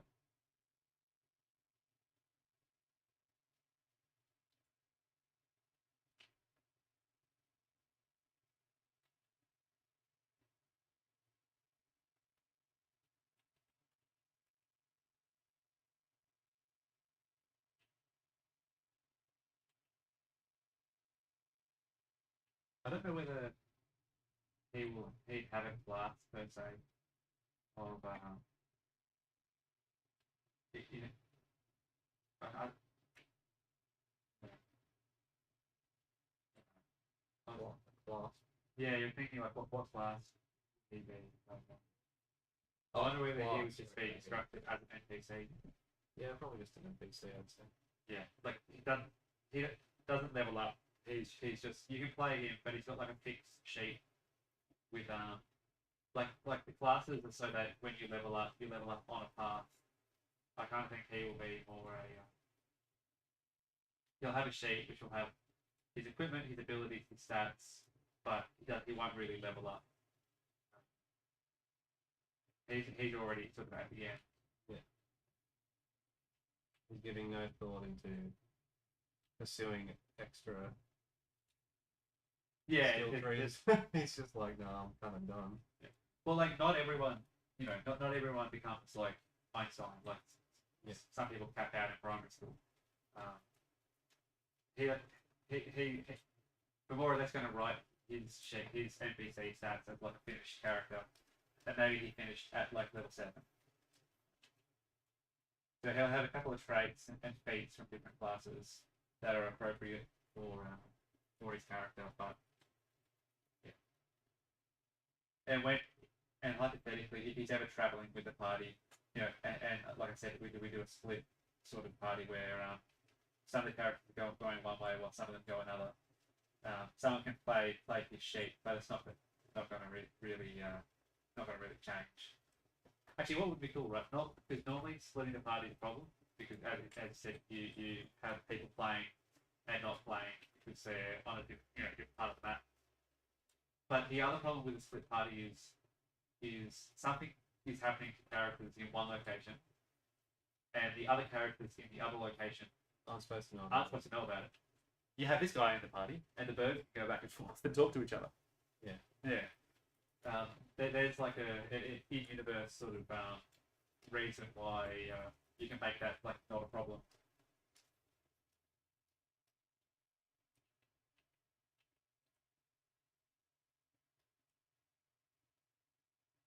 But obviously don't use that hypothetically if you go into a cave. But,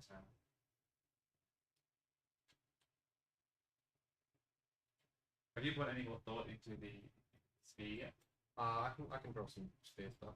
Well, I was gonna say if we wanted to do one crow, you could make that his spear a crow. I can have the 2 wings coming out as the but no, I'm now attached to the idea of the 2 birds. Yeah. Look, if you have an opening, I've got something in my head I can try. If you're working on something else, I think you said you want to try something.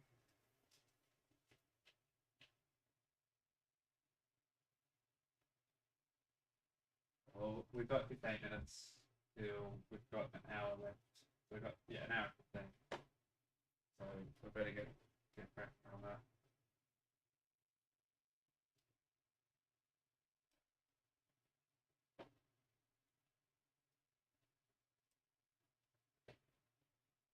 I actually haven't had much of a look at yours. Can you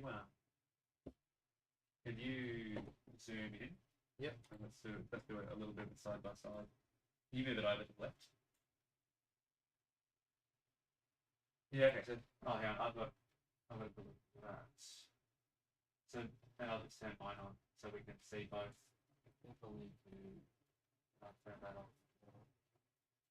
So yeah, yours. Yeah, they're functionally the same. Mine's shorter. Yeah, yours is a bit wider, hey. Yeah. No, I wouldn't. It's easy enough to change. I can literally just go like that. I would probably honestly just shrink everything below the belt. Actually shrink everything below the neck almost, to make it a bit wider. But yeah, no, these are probably the closest to we've done out of all of them. I might change like my robes or whatever it is. I might see if I can get that to come across like yours does. You've got that the big cloak thing coming more from coming through there. If I do that, then I can connect it to the sphere so there's no whole lot of space.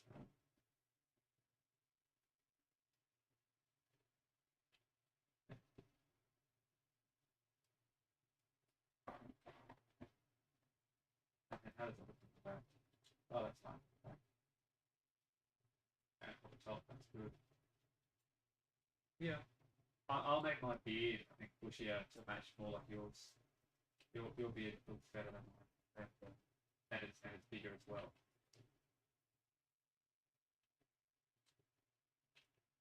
Yeah. Yeah. How are you shooting with that? Yeah. I'd have to make my spear shorter anyway, but I think I've done mine up, and I kind of think it should say say pointy. It's not. I don't think it's like so obvious like wizard hat. I don't think it's like too wizard hat-ish. But no, but your spear is pretty short. Yeah. Yeah. Well, like not even compared to the figure, just like it's got to be out of reach. Well, oh, you've got one of the balance up here. Okay, cool. That's tough to do. Yeah, it's like have a little look on my screen for a second. When you're painting, right, and you have these layers, like you have layer, and then like there's like 1, 2, 3, 4, 5, and it's 6. But this one doesn't count. It's really interesting. Yeah. Like painting wise, to have all these like layers that aren't even on a flat plane. They're all sort of offset a little bit. Like when you look at it from underneath, it's really obvious from underneath. You have like all these angles and stuff. I think I can. I normally like all characters just generally. This one's a very safe design. It's not nothing that like groundbreaking about it. So he's not, but he's definitely like An easy bet. He's good. Yeah. He's as solid as any other dwarf character we've done. But so yeah, with the one we did with Brendan, the Vizier is the name we ended up going on with him. Like that one was that one had a lot more sort of creativity and he was a lot more unique. Yeah, this guy is like pretty heavily based off of Yes, I mean that existed, so it's kind of just So was his, but we wanted to purposely stray from that. Whereas I think with this guy, we're just like, he's Odin, he's Gandalf. Yeah, Odin Gandalf the Wolf. Yeah. It's a war bet. Yeah, well, there's just not as much to.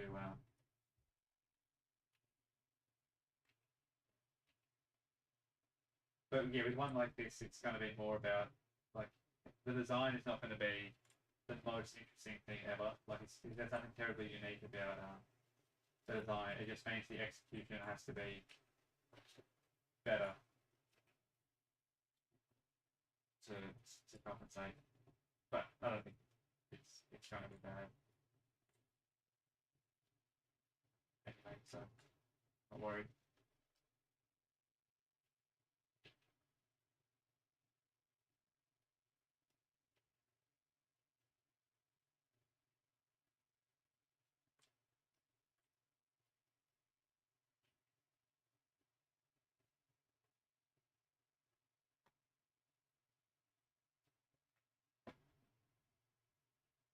Any captions and stuff on his belt?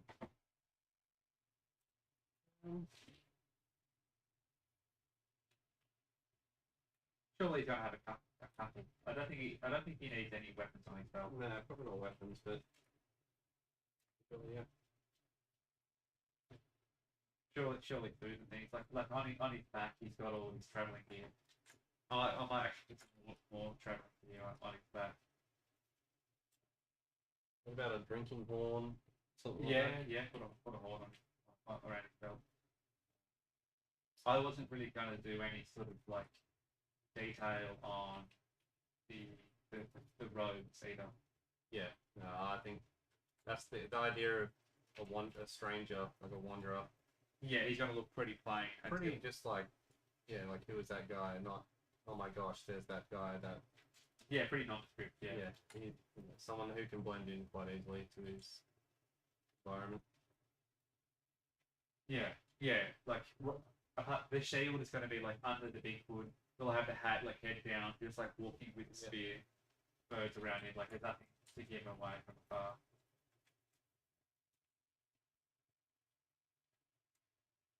Yeah, so I didn't think we should make these guys like actual nobility in the setting because that's like too obvious. But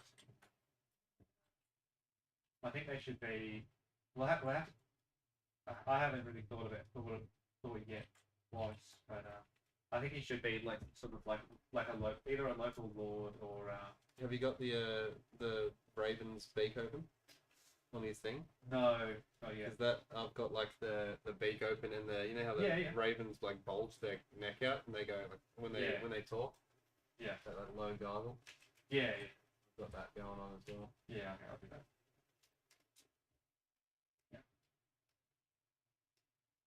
Yeah, I'll do that.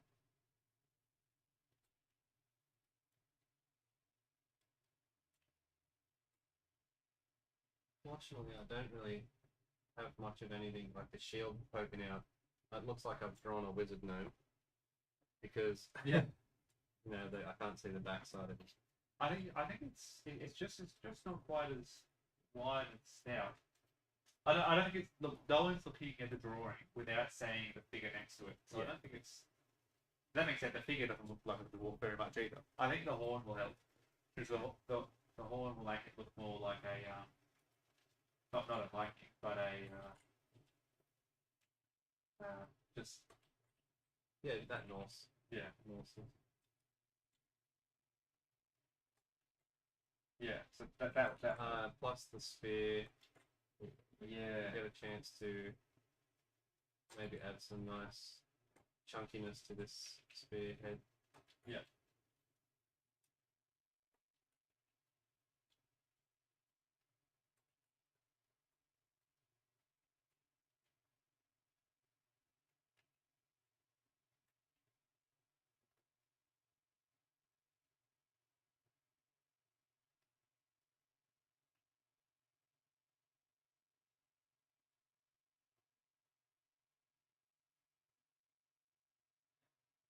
I'm gonna make his belly a little bit bigger.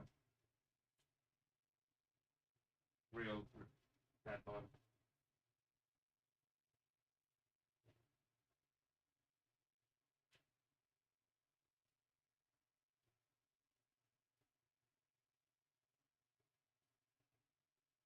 Oh, he could have an interesting belt buckle.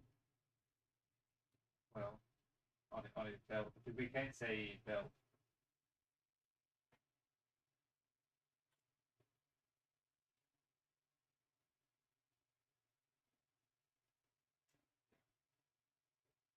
The good thing with dwarves is they're such deep figures that when you look at them from the front and then from the side, there's enough depth that you can, even when they've got like a cape or something, you can still see them from the side.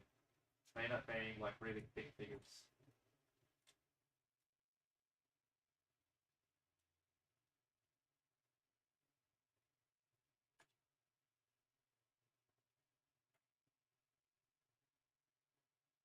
Um,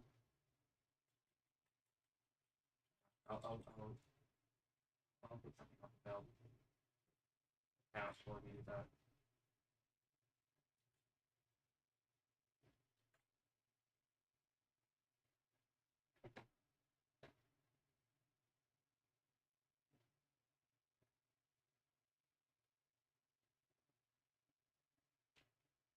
Should this should the sphere be? It could either be like really, really, really plain, like it's just some sphere that like really utilitarian, like it works, he used it. He had nothing when or whatever, and he bought this one from scratch, even though he might have had one when he was fighting back in the day. Or should it be like you have like Obi-Wan Kenobi in the desert, and he's wearing like desert rags. Yeah, but it does have a lightsaber. But does have like a pristine lightsaber. Yeah, I think I like that. Like the sphere he used to have when he was younger. Yeah. And so that means it's gonna have like it'll be fully sort of decked out with with trim and stuff like that. It's like Thorin carries around the wooden shield or something that he. Yeah, well that's one option. Like it's just sort of like Thorin sort of ditches all of the dwarven sort of jewelry and stuff like that because he's like, oh, I'm not worthy of being king yet. until we've reclaimed them out, at least in the movie.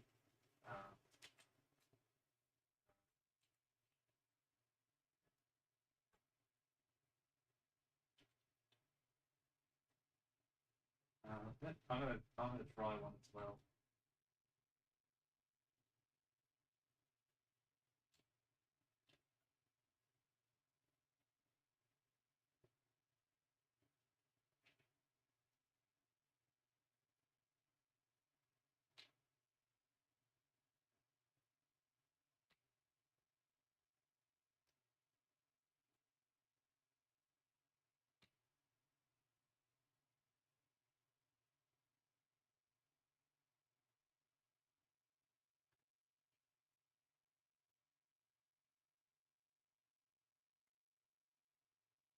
When we ever do warp skim and after this, we can use this one as a base, or not maybe a starting point.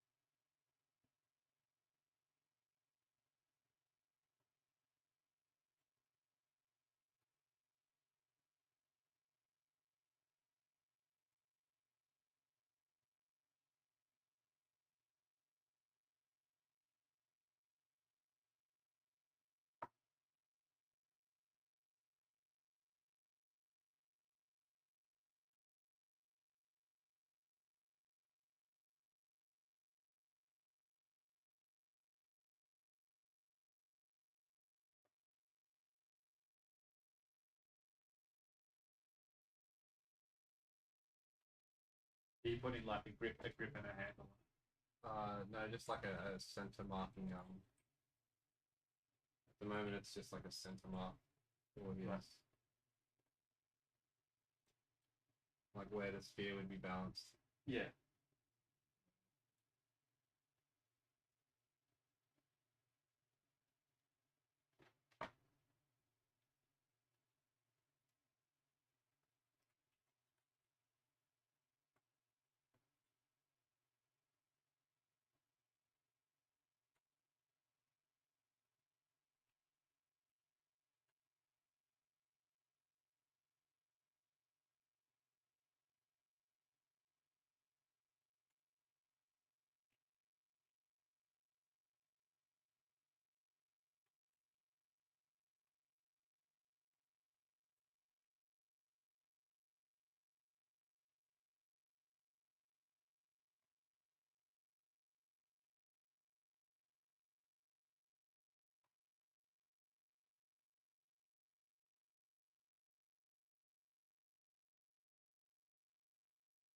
The idea with the sphere, like the idea of it looking like one of the ball hunting for the spheres, is I like the idea of the dwarves having like the same sort of spear that they kill trolls with. It's like They compete in the for the mountains. or just like how dwarves are big chunky animals that are like to brag about killing them or people. Oh right, yeah, I get you. A troll's a big clunky creature that you wouldn't want to fight it with a little axe. You want a great big hefty spear that you can sort of wrangle it with. That's all.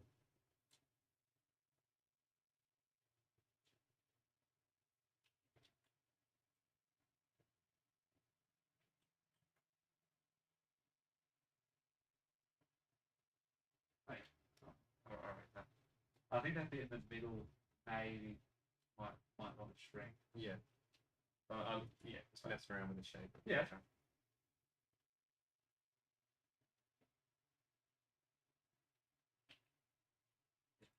No, otherwise,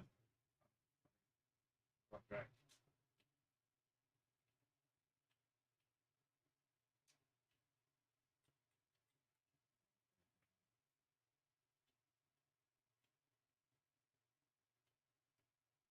We could have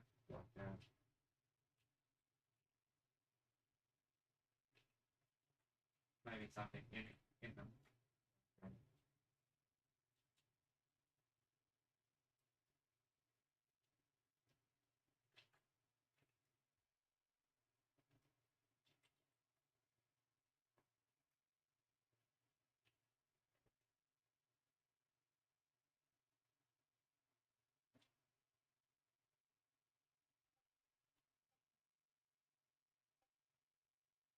Yeah, is it like a gem in the middle? Maybe not a gem, but just like just trying to get that hexagonal gem cut look of a. Yeah, sure. I don't mind it being a gem of some description. Well, maybe down the bottom. See this part here, the pommel being like a big sort of gem shape. I think it's better at the top because surely on the bottom it's like you're walking with it. Like it's.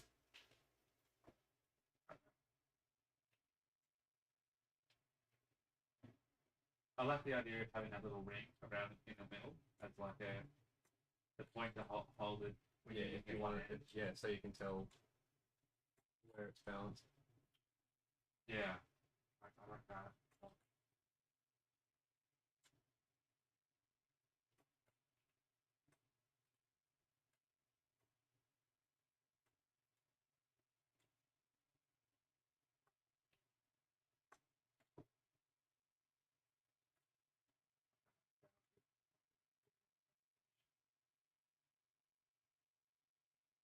I'll do the bird.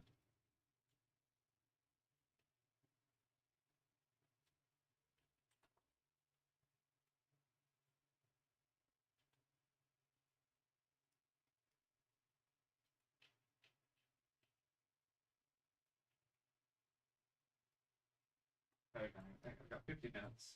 I think we're on track for this one. Yep.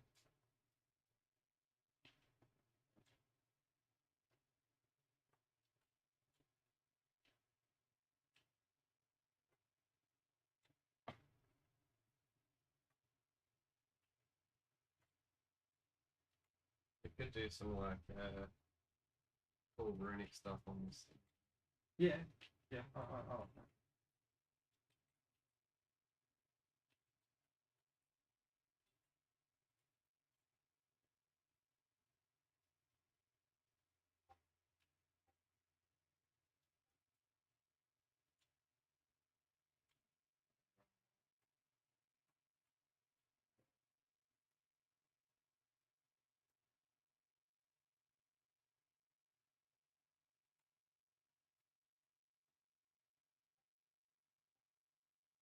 Yes, it's sort of more of a not a wizard staff per se, but I don't know. On one hand, it could just be more simple, like a walking staff, but it could also be like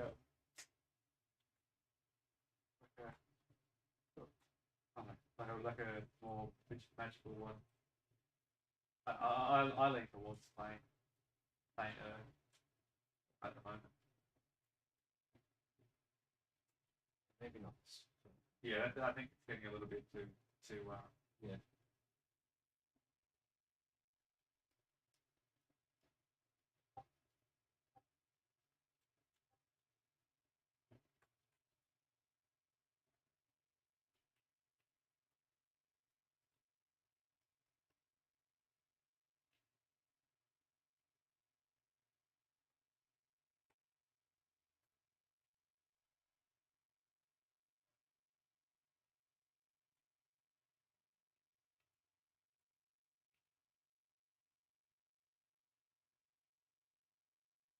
This is what I've got currently. It's based on an all one, but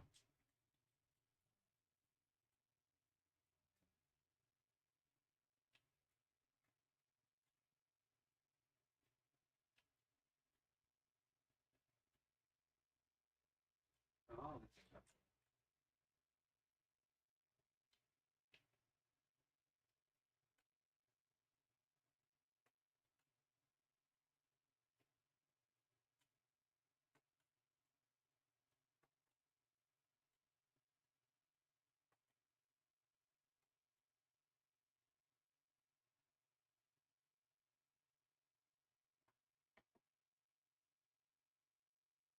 thinking because we have a crow fit on the end of it. Well, yeah. I'll put just the one that I've done at the moment, so it's a little bit better. But we'll still change mine later. Just so get the angle. Because the crow's like flying in just to perch on the edge. Are we doing a? Do we want a big wide blade? Is that the idea, or? You know,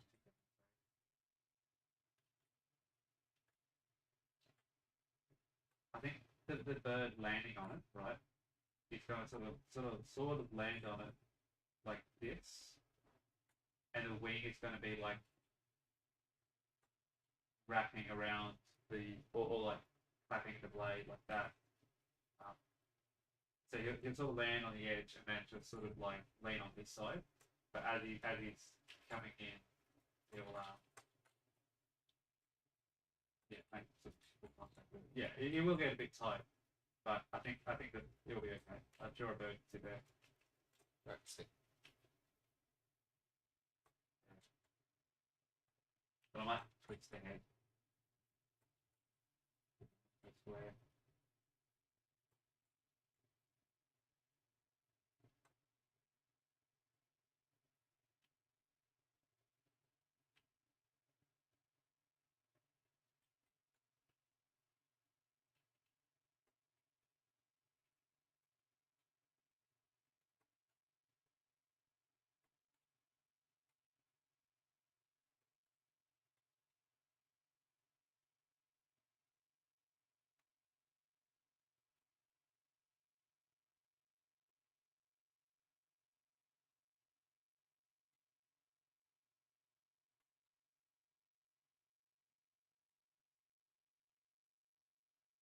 Mine looks too chunky.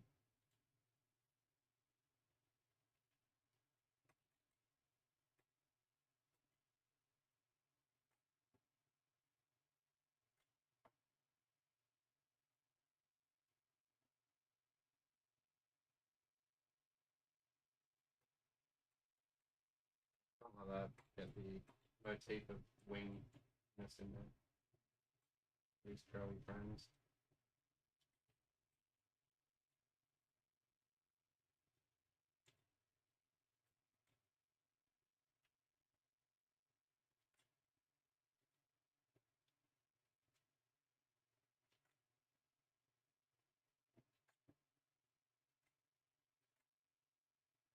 Well, I think the blade needs to be skinnier than mine.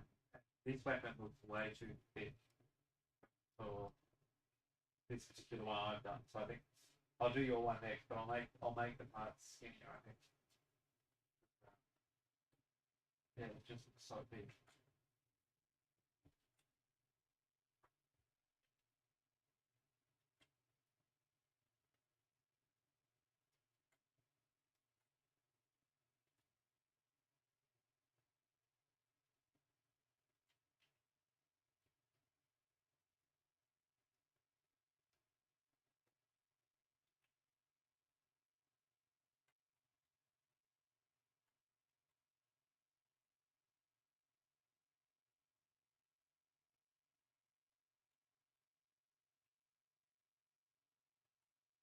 Yeah, okay. Well, I'm starting to come on board with the bird idea for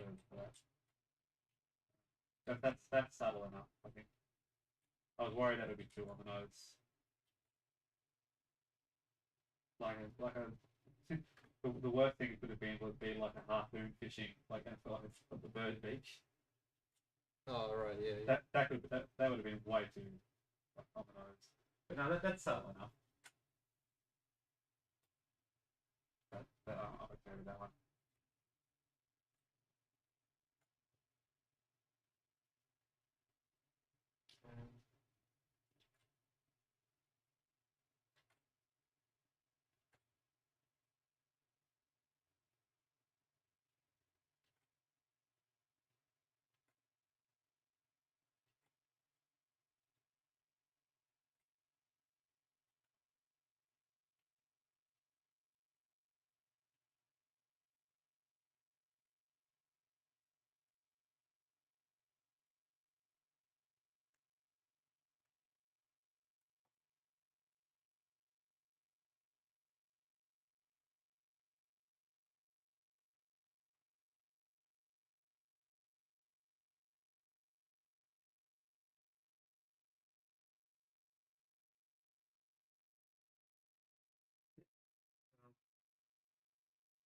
basically once we've got the spear, we'll have to do bracelets and the belt. But once we've got the spear, bracelets, and the belt, I'm effectively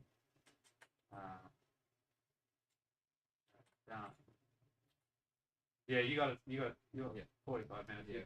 Leave that spear. Yeah, that's Actually, zoom out. You get the full. so. Get the full size. Oh, that's fucking massive. That's what I was saying. That's fucking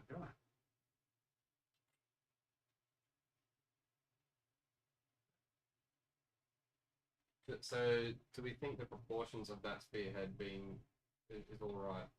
It's good enough. It's good enough. Like. Yeah. It needs to go like that. The blade probably a fraction longer, but yeah. Can you just do some armbands, the bird on top of that, and the bracelet? And that will probably be. Yep. That will be fine. I'll copy that spear and then finish mine. But yeah, you got to start getting color, otherwise. Yeah.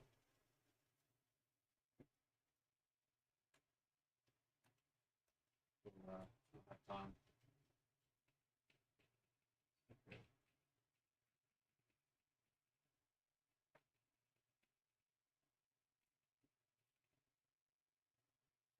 So it's the armbands, the what?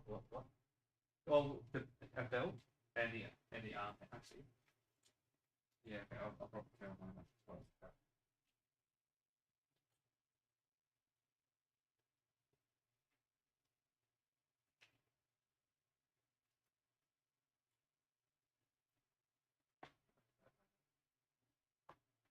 I think I'll start. Let's see if I can scratch.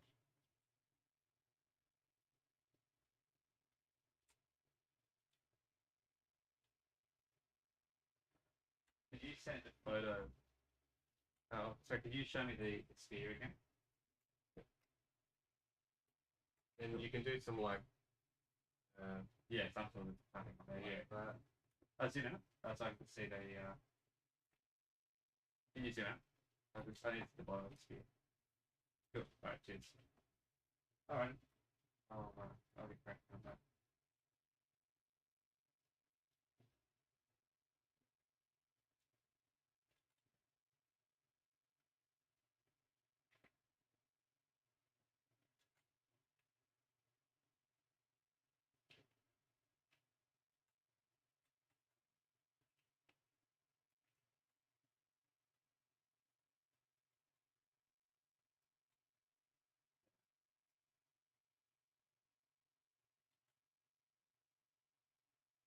Yeah, something like that, like some runes there, maybe some down here. Yeah, I'll do something. Maybe not runes per se, but something. Yeah. Well, those the ones that I drew. It might. I just think it's a bigger, probably a little small to do, like Engravings. too many. Yeah.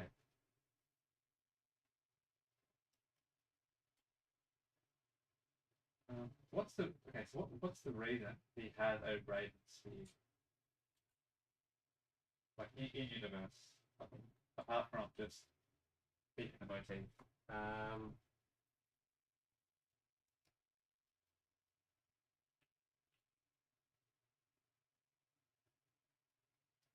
It couldn't have been made for him as like because he's the general. He's had a artificer sort of sphere made. Yeah, like a war trophy that once he was like, yeah, like he was quite proud of the fact that it was a thing, but when he looks back, or like when in the Punisher. Oh, you haven't seen the Punisher. Pretty much, they send him on a mission. That's a suicide mission, and they know that it is. But it's pretty. So the idea of like the dumb war happening, it's like this dumb thing, and when he gets back, it's like, oh, we'll reward you for doing this thing that you absolutely detest that you did. Right. Like this, you were a part of this war, and it's like this war trophy, like honorable sword that he got given as a sort of thank you for committing war crimes on our behalf. Right. But then why conceal using it?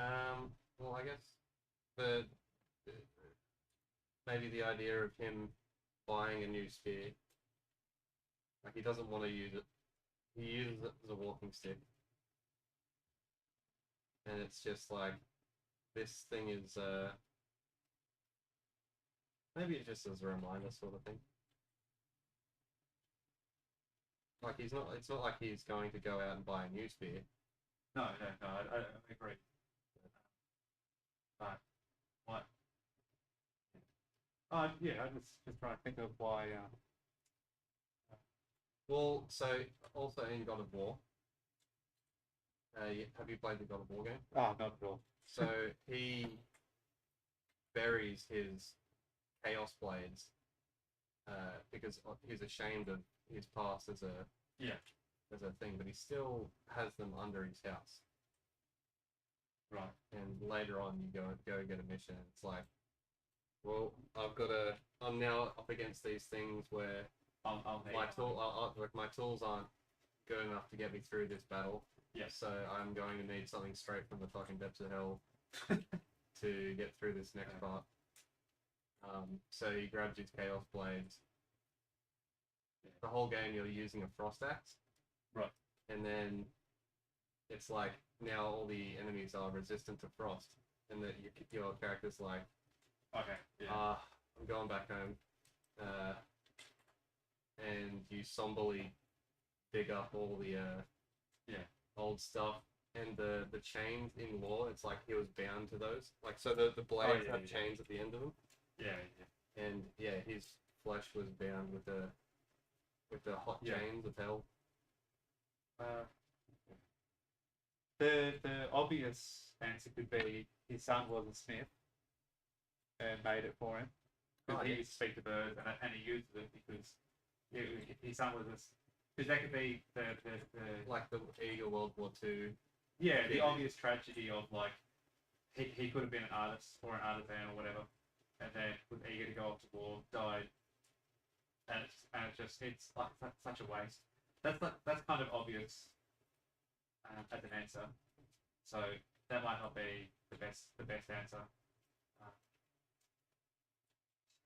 It'd be good to get his two sons that he has now, his two little ravens, and his third raven spear is his dead son. That could be a way of poetically tying that in, so it's not the worst thing, right? Yeah, I think what if speaking to ravens is like passing time? Yeah, I like that. Where not every dwarf can, and or it's like a lost art, or like a lost it's not a lost art. It's just a dwindling sort of. Well, ravens. The idea of ravens being reincarnations of dwarves. Okay, that's a bigger deal more, but well, like that could be a dwarves, thing, that's what dwarves think. It's like a folklore. Yeah. But yeah. So yeah, okay. But it was made for him. He doesn't want to get rid of it. Basically, it's that's irrefutable. Yeah, okay. It could be a sort of like his son made it for him.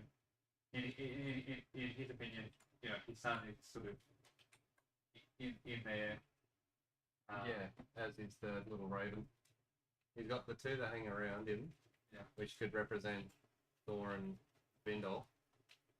But they're alive. Yeah. Oh, true. Yeah.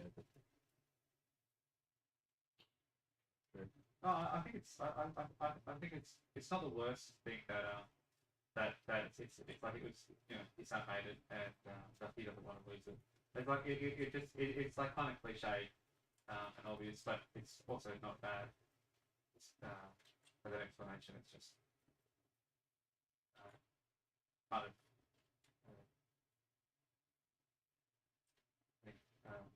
But yeah, that's fine enough, and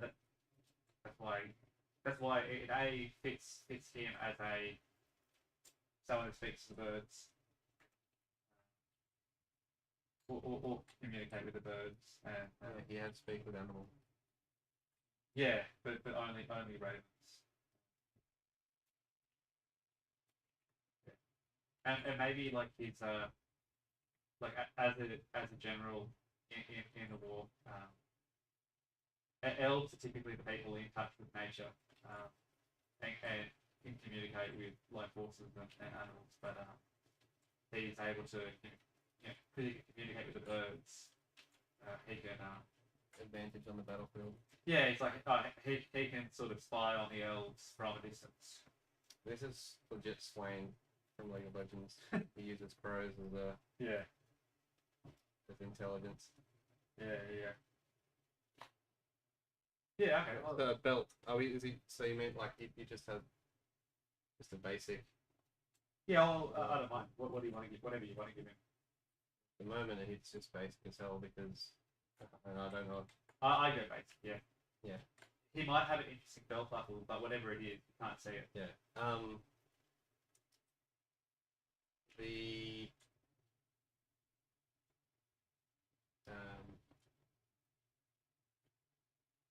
what am I saying?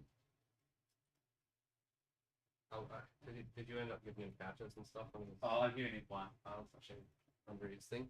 I basically just put one there to break it up a bit. Yes. Yeah, cool. Perfect. Yeah, it's fine.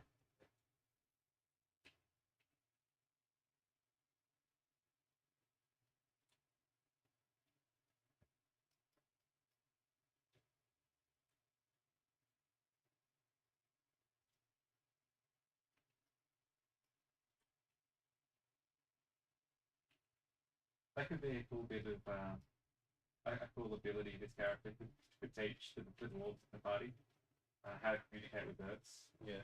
Like not just like not just. But I'm pretty sure who has speak with animals? You've got. I don't have speak with Not animals. speak, you But might say. I get the option. I just haven't specced into the game. But this guy could like A teach good, the a good dwarves. lore, yeah, a good lore excuse for me to get that. Yeah, but he could presumably like teach the dwarves because there's like three in the party. He could teach them all to like have it as a quite a competent ability.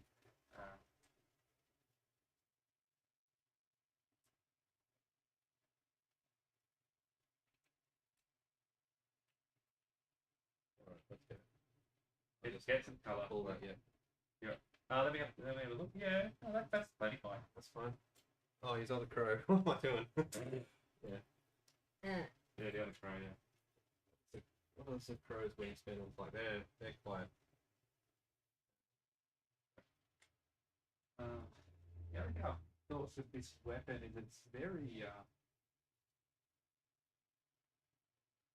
very ornate compared to The rest of it. the rest of my dwarves. I might, I'll, I won't change it too much. So it's not really coming through in the drawing, but honestly, that headpiece, see, like, Yeah.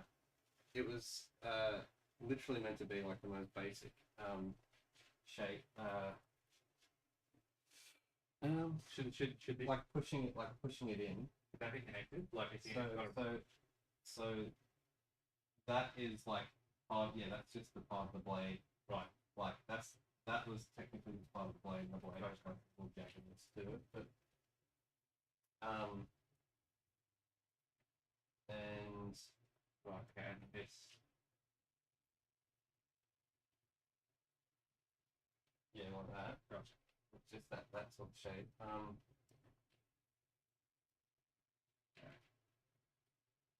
No, And then- I'll sort it out. yeah. I've got a couple of things I can add to it to make it And more. then that edge Yeah. was beveled forward. So Right. that's a like Like cutting cutting. point. Not Cutting. necessarily cutting, it's just beveled forward. Right. And then that'll do. Yeah, like that. Well, and then this the bottom is edge was beveled. back. So Actually, the no, feathers make weren't really a detail. But make the bottom edge wider. yeah, if you want, yeah. So that the bevel sort of stays, and that will because the wings that way they get sort of wider as well. That's interesting there. Oh yeah, it's totally fine. I know, but I've got some patterns I do on my other dwarf weapons.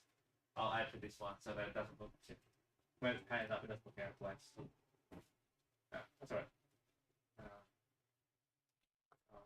I'll make it work.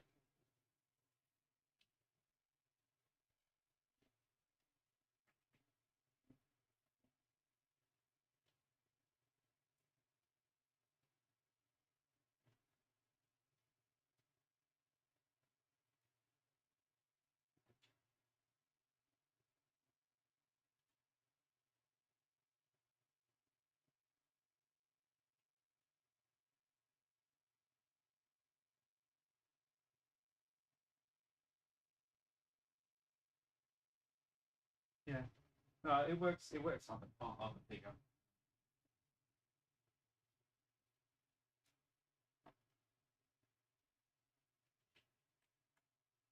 No, it's not a problem that it's small or maybe.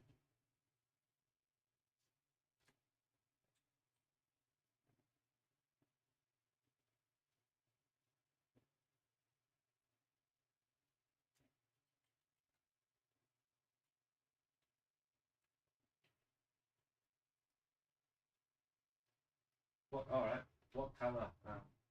So white, grey beard, obvious. There's no questions there. Um, but what? What color robes?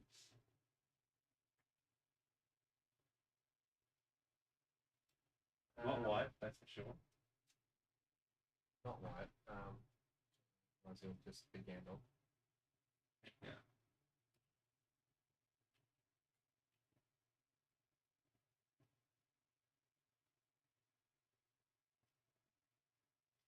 I was kind of leaning towards the blue grey. It still is Gandalf, but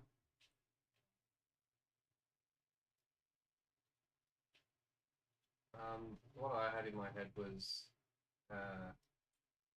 yeah, like just what's it?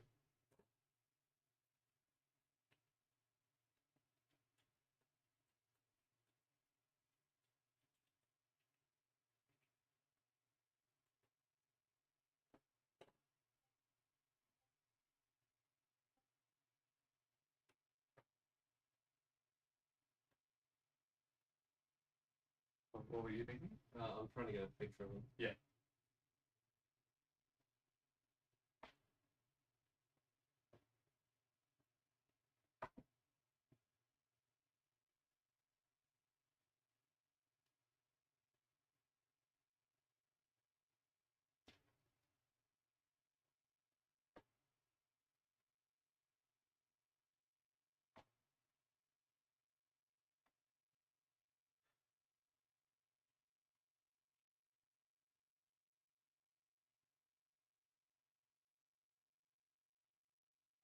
I really like blue.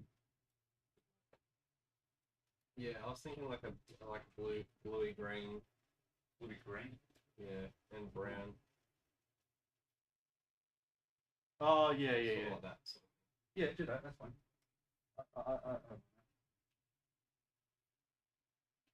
Yeah.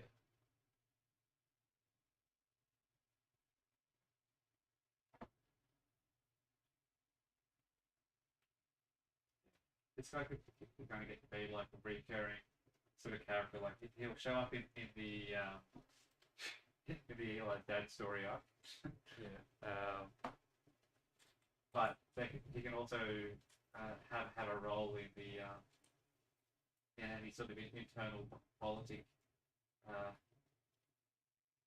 Like if there's any sort of like question of going going to war against the frost giants or anything like that, or like trying to prevent a conflict with the frost giants. Yeah. Like he can stumble in as the old vet, like that's just Is trying that to a Great War outfit? Sorry, Is that a Great he War? makes that a great wolf. Yeah, he can rock up as like the vet who's the old general who's trying to dissuade people from fighting, but is sort of but his old colleagues are like, you're a coward.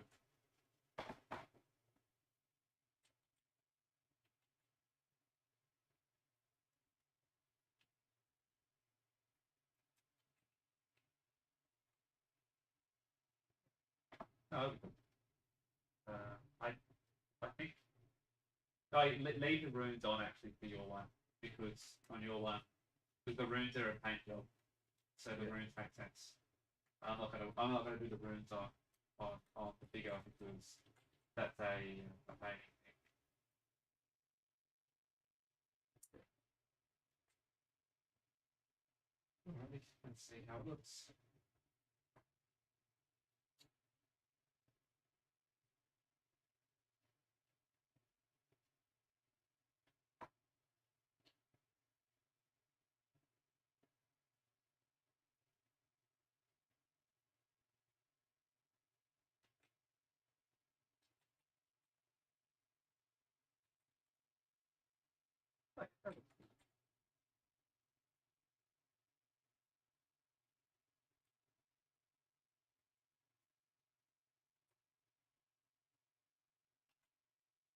Like, yeah, probably. How does it fit the hats?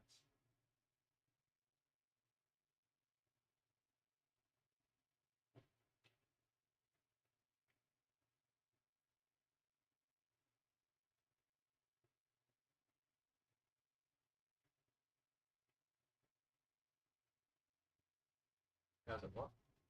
It's just the sphere was a different shape, so I just had to change the shape of my head to match the hat. But now it works.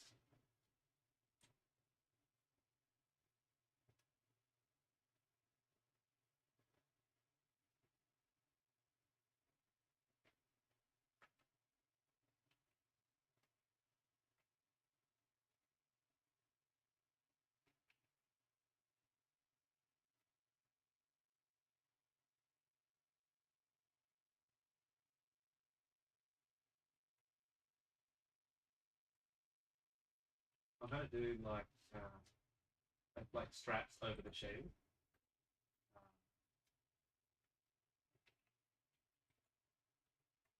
Like the sleeping bag and stuff. Like he uses the shield as like a board. Yeah. So That just get like a lid for all of his crap. yeah, sort of. Yeah.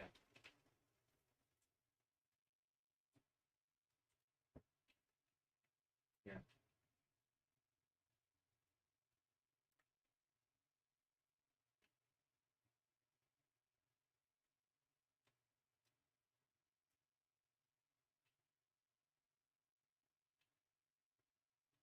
But like carrying the shield is sort of like you just don't go anywhere without your Protection. yeah, it's just I think like it's a fantasy trope to have like heirloom shields. The shields are just kind of like they get damaged, you throw them away, and you get the next one. It's a fantasy thing to like have the shields like stick around.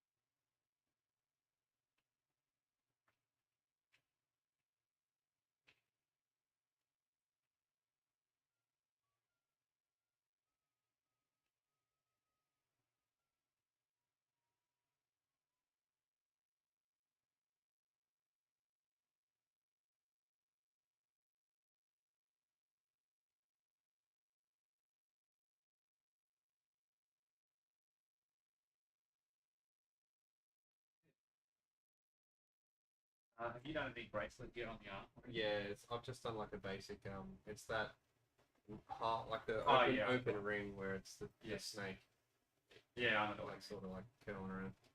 Yeah. I think you've already got one of those, haven't you? No, but it's gonna take 3 seconds to make, so it's not an issue. Alright, well I'll merge mine together. Like, so that's the point. And I'll start doing the eyebrows and stuff.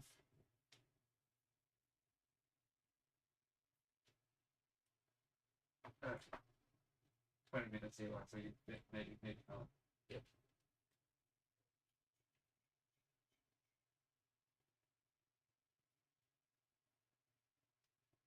I'll probably have this guy painted by. I'll probably paint him over the weekend.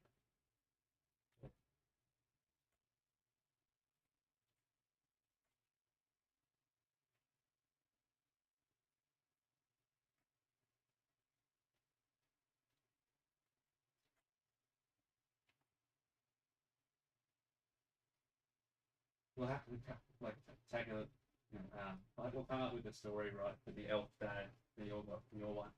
But I really picture like a Lucius Malfoy sort of like he thinks dwarves are muggles. Yeah. You know, like really sort of prejudiced, but yeah, was happy to do what he did. Yeah. It's that guy from Schindler's List. Yeah. Yeah. And he's so ashamed.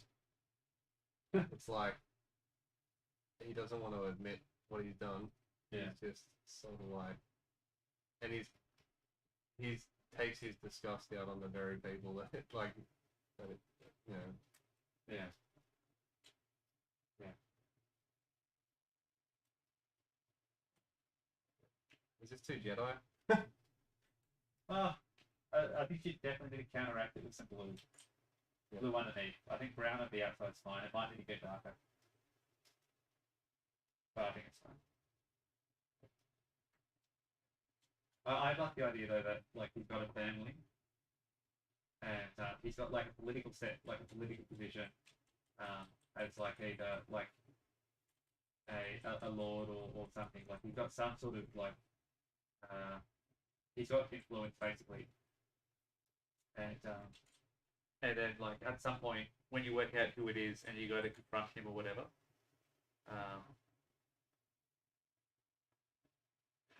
what if he kills the mum, like, or has the mum killed?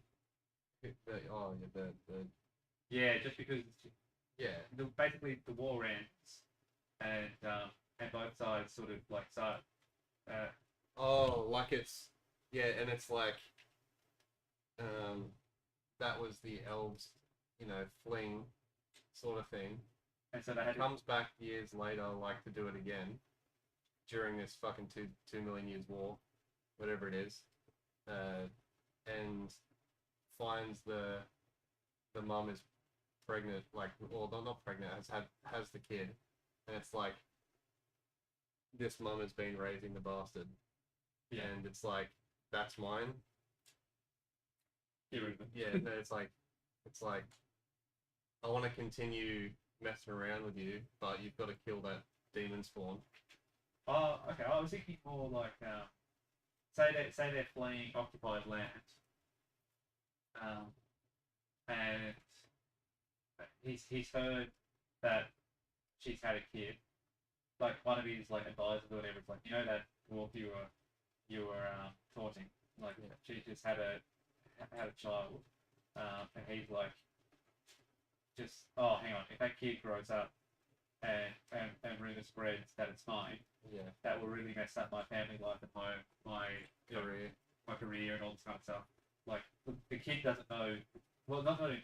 It's just like go kill, go have them killed, and then they can only find the mum.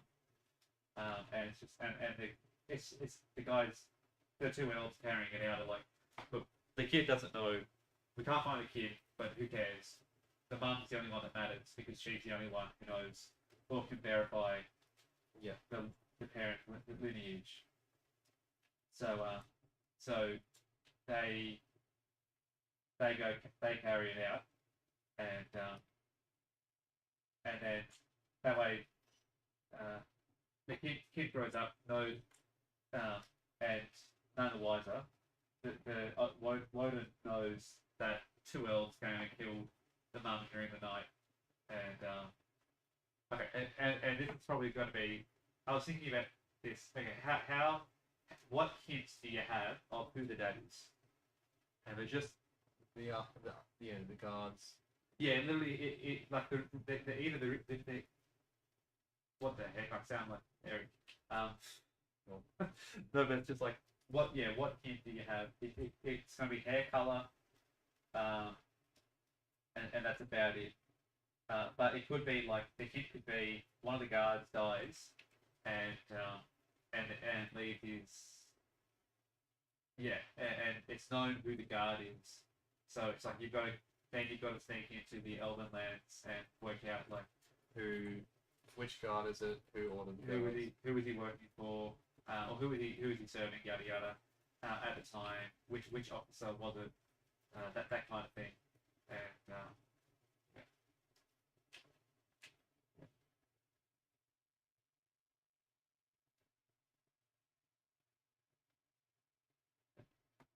and okay, and if the story is short, right, it sounds too short. Like, oh, you work out who it is, then what? You either have an argument and move on, or whatever.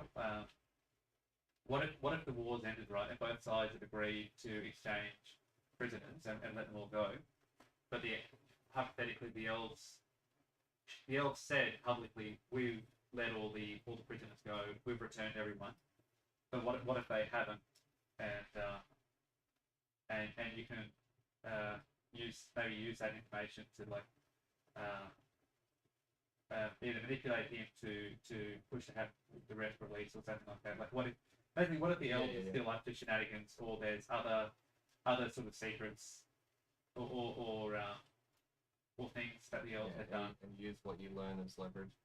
Or there's more to uncover from the elven perspective, but the hole gets deeper. Yeah, basically it's just like, oh, you think you're going there just to find out who your dad is. The reason they were protecting the forest was because something's going to happen. It's like the reason the war started. Yeah, anything like that. Yeah. Yeah, either positive for the elves or negative. And the same can easily be true for the dwarves as well. Like,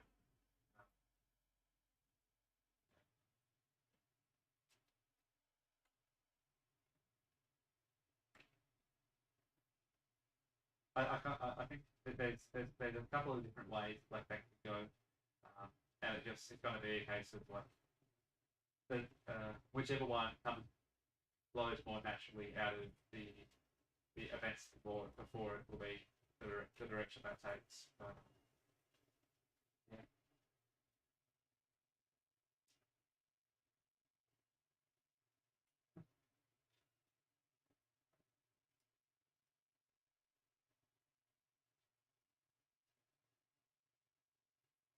Like, well, hang on. It could be like, for example, like who's the black fella who goes and talks to all the clansmen? I forget his name. Oh, You know the one I mean, though. yeah. He's the burly gentleman who goes and chats with them. It's And he's got like a big. What's the character's name from Black Klansman? Oh, it's him, isn't it? It is. It's I don't remember. He gives him the name on the phone. But that guy, I forget his name. Like, so for example, we just said like, what if there's more to uncover with the elves? What if they're up to some more stuff? What if it goes the total opposite direction? And like after meeting his son, he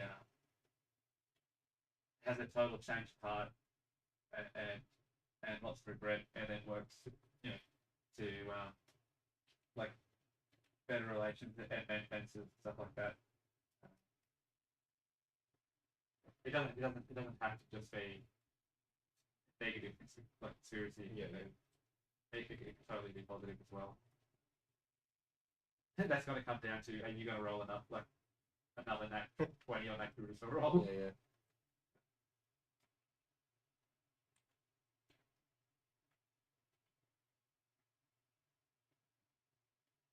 Yeah, I think any dark tones like that are totally fine for him.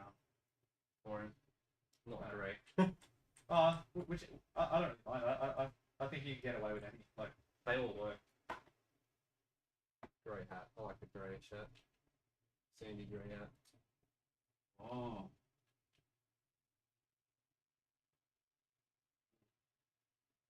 It's like a mid-tone grey. It's not Yeah. crazy grey.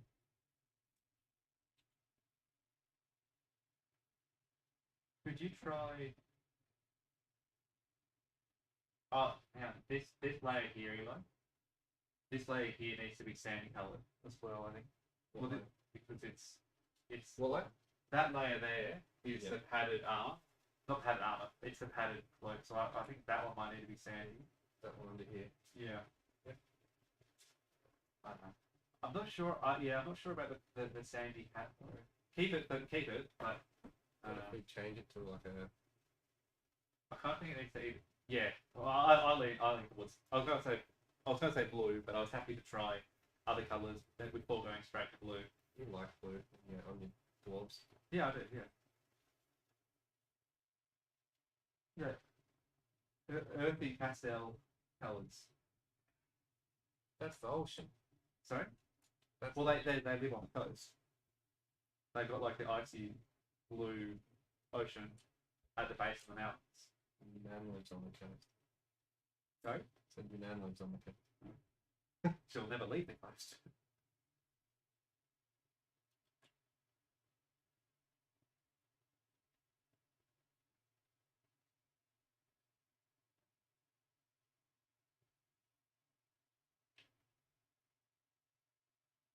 Yeah, there's loads of ways that the story can go with the elder dad. Like I think it's just going to be a case of like whichever one fits better. Yeah, that's the way the interactions sort of unfold with either one.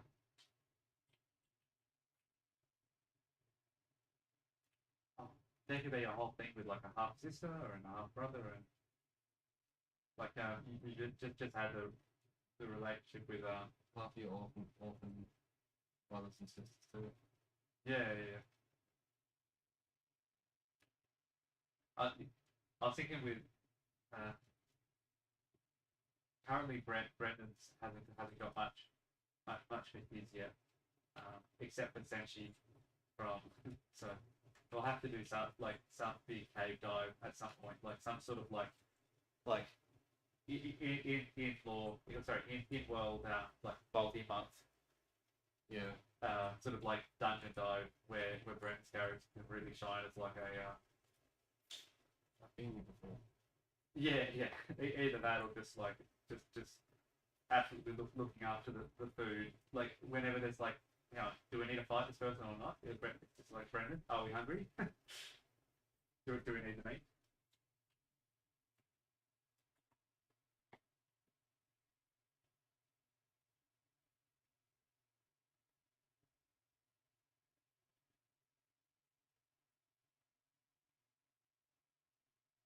Might be a nicer palette.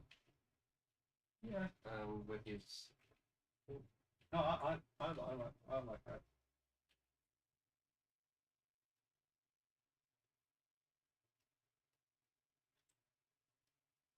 Yeah, I'm not really fussed with this one. I think. Oh yeah, okay. Yeah, like. But there's like there'll be nice blue highlights and stuff in the raven feathers as well. Yeah. I'll go for that. With this one, I don't really have anything. Some of the other ones I've had something particular in mind, like it's got to be like this.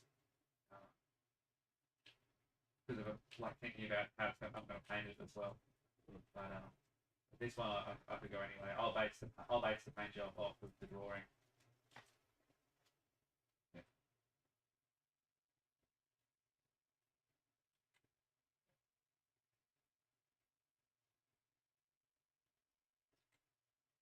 I haven't really done much wargaming this year with my dwarves. I've played a couple of games, but just I haven't really done much wargaming this year. But I want to find a way to put like the other what we did with the block was like too specific, but so like I'm not expecting to put that one into my dwarf army. I'll paint it up just for the sake of it. I think hypothetically Brendan doesn't have his figure here, and we want to use that character. I'll have it or something, or just for the sake of painting it. But but this one I'll definitely try and find a role in the army for.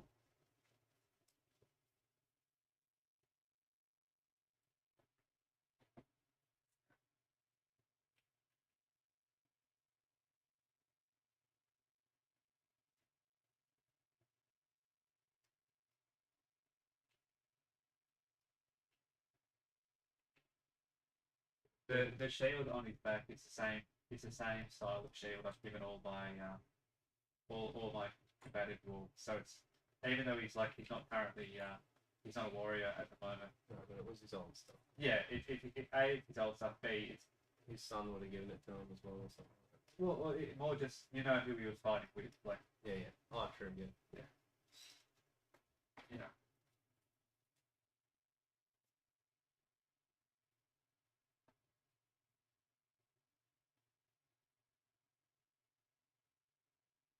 I'll see what the price. Okay. Last thing I was going to say is there a so half Thor is half Thor Beerson, and that started as a joke, and is he a Beerson? Oh no, but it was It's Wodin Beerson. Is it a half Thor? What's the strong man's name? Bjornsson. Yeah, and that it's a pun of beers, like drinking beers. Yeah. And that's the pun of that name, and obviously Thor. But this guy, we changed the first name a little bit. Did we want to change Allfather to something else? Or we have come up with like a reason why he's called that, but yeah, I think that in a totally other setting. So in Lord of the Rings, the first dwarf is Durin. I don't remember if Durin has a. I don't remember if Durin has like a name after his name, like. But I could definitely see like you had, say, the first dwarf in a setting be like Wodin Warfather as a play on Allfather, but I haven't thought that through. That's just one example. But yeah, do we want to potentially change Allfather to something else? But I think it's fine to keep it because we've changed. I honestly do. I like Allfather. And Father to All or something like that. Yeah. If you're going to keep Father as the motif, you just keep it as Allfather. But yeah, I'm happy to keep it. I was just floating the idea like, if we're going to change it, now's the time, right? Yeah.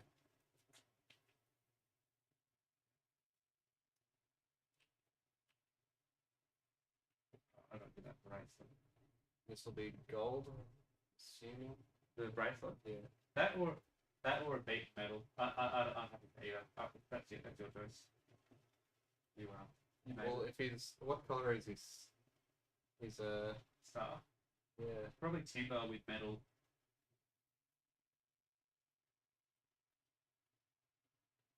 I'm not fast. I don't know. Strong feelings. I do think it'd be cool if this wrist thing was like iron. Yeah. So it was like a dark metal. It can be gold as well. I like a nice red wood would be sick. Yeah. Oh, cool narrative thing could be the trees they were chopping down at that start of the conflict are the ones that make up these fucking things. It was his son that was like going to look for some thing is like one of the first dwarves who died.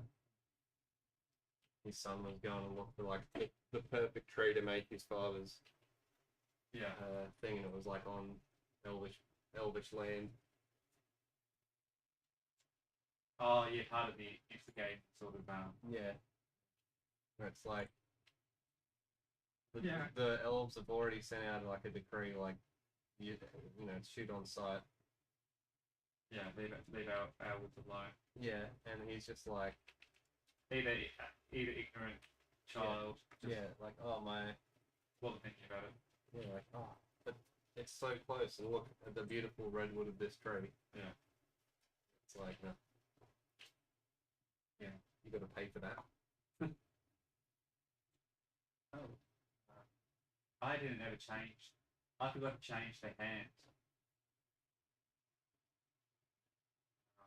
That's From a holding finger the raven. from a finger to a thing. Well, yeah, just to be like yours. I will do that now. I like this darkened metal so that it sort of matches the ravens a bit. Yeah.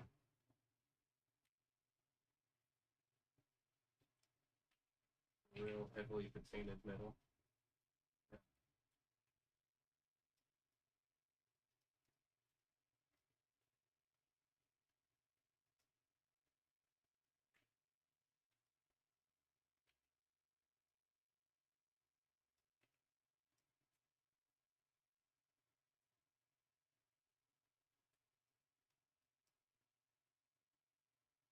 Yeah, I like that I think that bit of wall where the like he's a, so the start of the walls sort of come out crack and sort of beat up the elves like because the elves are quite unprepared. They haven't fought in a long time, and then the elves go back, rethink their technology, their tactics and stuff, and come up with ways to sort of counter the dwarves, and that gives the dwarves a bit of a run for their money. But and so there's a good segment where where the elves take over some of the cities that the dwarves have garrisoned and push the dwarves back. But then this guy is like able to lead like successful sort of hit and run attacks on the elves or whatever. Just like outmaneuver them, outflank them. Your shields are wood. Yeah. Okay. So. Yeah. But yeah, this guy's like able to like to just the elves normally have like the best scouts and stuff like that. You know that they got their rangers and stuff, and they're always like sneaking. But like this guy's able to like outflank them and know where they are and stuff like that. And it's because he's like using the birds as as spies and stuff like that. And it's sort of like he's using like an elvish sort of trait against them because elves are normally the nature race. Yeah. And be able to use like their techniques against them. Study the way of elf.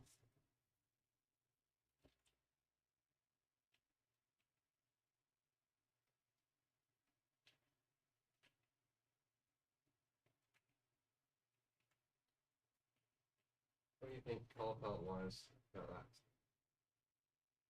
No, I think it's good. Blue's obviously a very wizardy colour, but I don't have a problem with that in this context. Like it's, I don't think it should have been red. I don't think it should have been green. I played around with yellow. That didn't look good at all.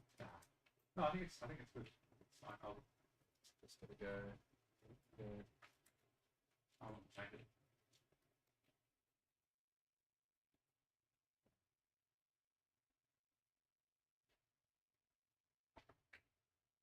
No, Alright. Time to go in and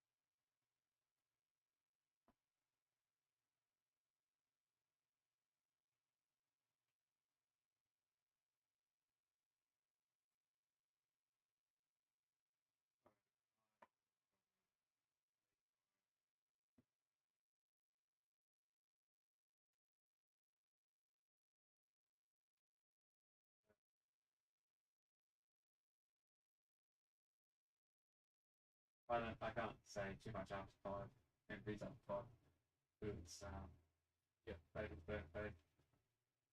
Yes. I'll get what trouble. Fair.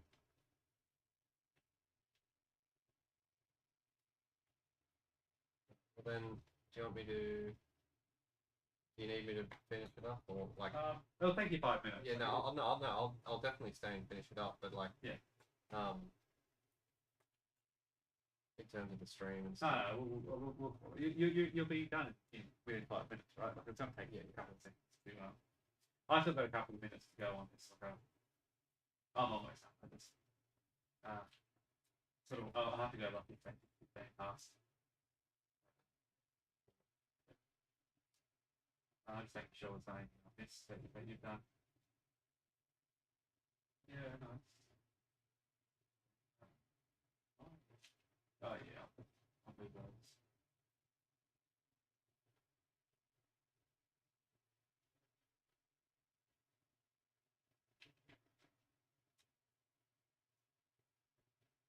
Yeah, cool.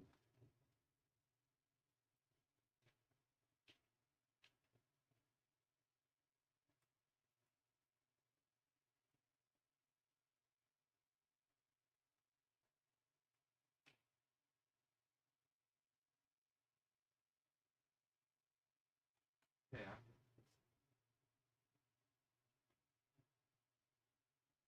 It feels quite plain thing to add before calling it. Yeah, I see what you mean, but Point. If the point is for it to be plain. number one, he's an NPC. Number two, it's just Odin. Yeah. And number three, it's Firefly. Yeah, that's a big one. I'll have a look at some other.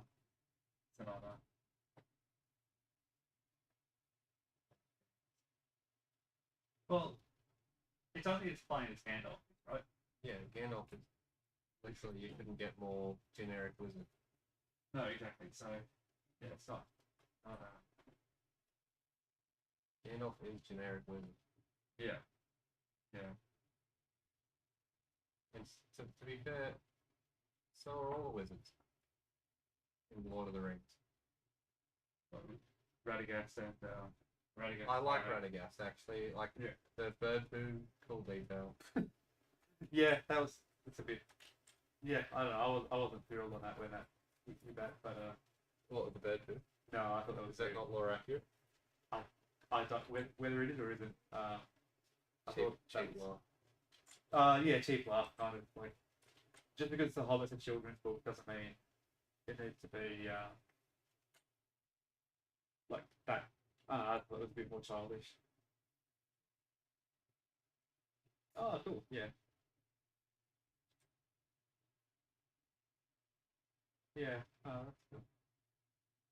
This is sort of one where your birds landed in a different way than mine. Yeah, That's fine. but That's okay. it's honestly, it's like I with wish the I- picture. I was honestly gonna do it like in the air, so it's like in motion, Just landing. No, it looks better That the is way. the idea, but No, it looks better the way you've done it, where it's already sorry, where it's landing like lower. And if I had done that, it would have better connected the hat and stuff. But I think it's too late to change.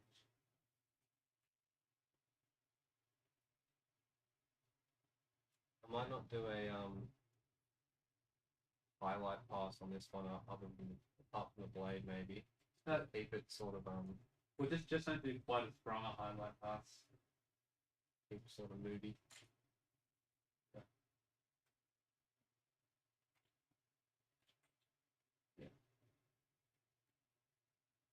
Right. Yeah, we definitely get to do very different things than we would normally do on a monthly release. This is very different.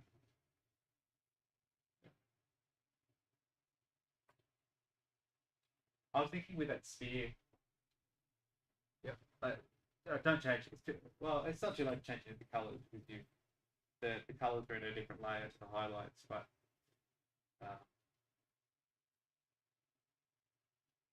I'm not sure whether I'll paint it as blue, like the bluey metal. Potentially go gold. Yeah, I was thinking gold, Yeah. but then I thought that it'd be cool for it to be a similar color to the raven, like as close as the blacksmith could get it. Yeah. Color of a Black raven. wings. Yeah.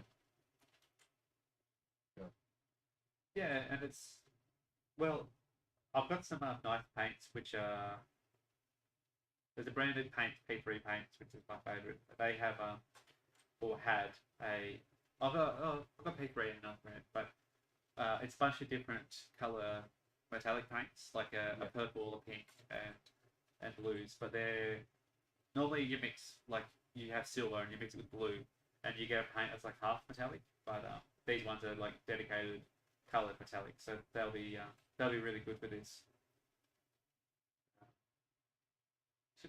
Yeah, to do that sort of thing. I think that maybe obviously it's hard to do in the drawing, but I think that maybe the metal highlights will make it sound out better than and also it's just different because it's 3D, like the light hits it. Yeah.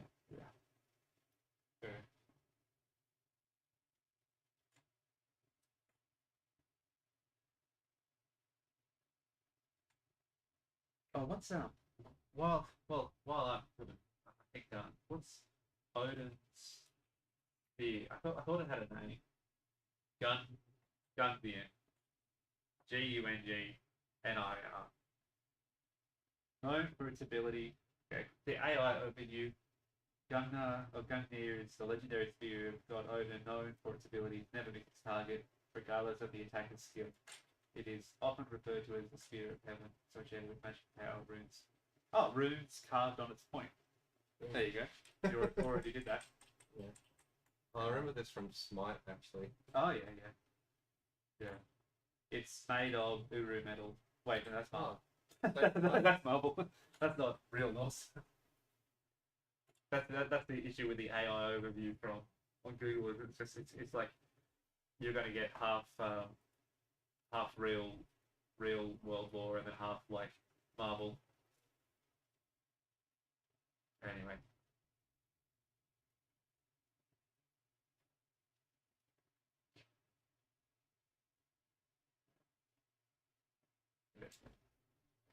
Alright. Do some of that on the tunic. That sort of stitching you've just done. Yeah. Do some of that. Do some of that all over the fabric. We've still got a couple of minutes. Yeah. What colour eyes is it? What colour eyes is Odin's? It's gold or something? Green. Green? Maybe not. It was like bright, like almost like a yellow. I'd leave it as that because the white looks like the white in his eye. Okay. I might need to actually change my eyebrow and just sort of take more away from the eye.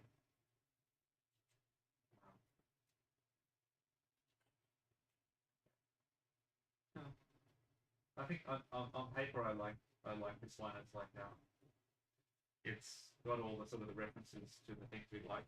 So in the prose edda in chapter 51, according to Wikipedia, there's a 20-letter long chapter or whatever. More information regarding the sphere is presented.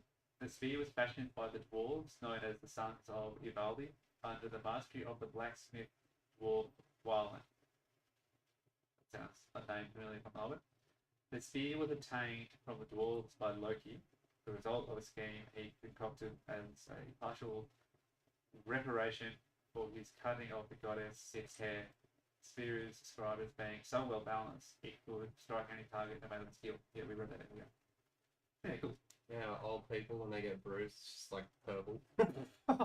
Just Yeah, cool. All right, well, that's a maybe some characters for another time is to do a dwarven blacksmith Dwalin, and he makes that's going to be the biggest sort of self-insert. I still want Mjolnir, a Mjolnir for my half Thor. Yeah. Maybe I won't be playing when this is happening, but maybe I'll have to sneak in. We go and to wherever this sort of settlement is that all these dwarves are, and we'll meet like Wodin or whatever, and I'll have to sneak in, just self-insert half Thor, and to go meet Dwalin, just be like, can you make my hammer special? That's how I'll get Mjolnir. Yeah, cool. Alrighty. Is that all that? Yeah, alright. Can you put that, just leave that in the middle. Yeah. Alrighty, we'll pull that one there, and I'll zoom in and I'll get a nice screen. yeah, put a screenshot of everything. Alright, well, I'm gonna go home and once the kids are asleep, support this figure, put it onto print, and then get it up on my mini factory and stuff. But yeah, next week I've got no idea what we'll make. Yeah, either the young version of this. Not a young version. I changed my mind. Oh, yep. Odin is depicted as riding on horseback a lot. Oh. So we'll do A wandering. We could do him on a pony. Do you like the idea of this wandering man? I don't like- think I don't really know if there's any reason to do him young, because we're not going to be using him in No, in D&D Yeah. young. unless we do a campaign next and it's about The end of the war. that story, like and it's unfolding. Yeah. But that's kind of like, if that happens, that'll be ages away. We'll come back to that then. But it could be cool to do him like on a traveling. Actually, I've just done it. I was going to say, if we want him on a horse, we could just have a horse or a pony he's with.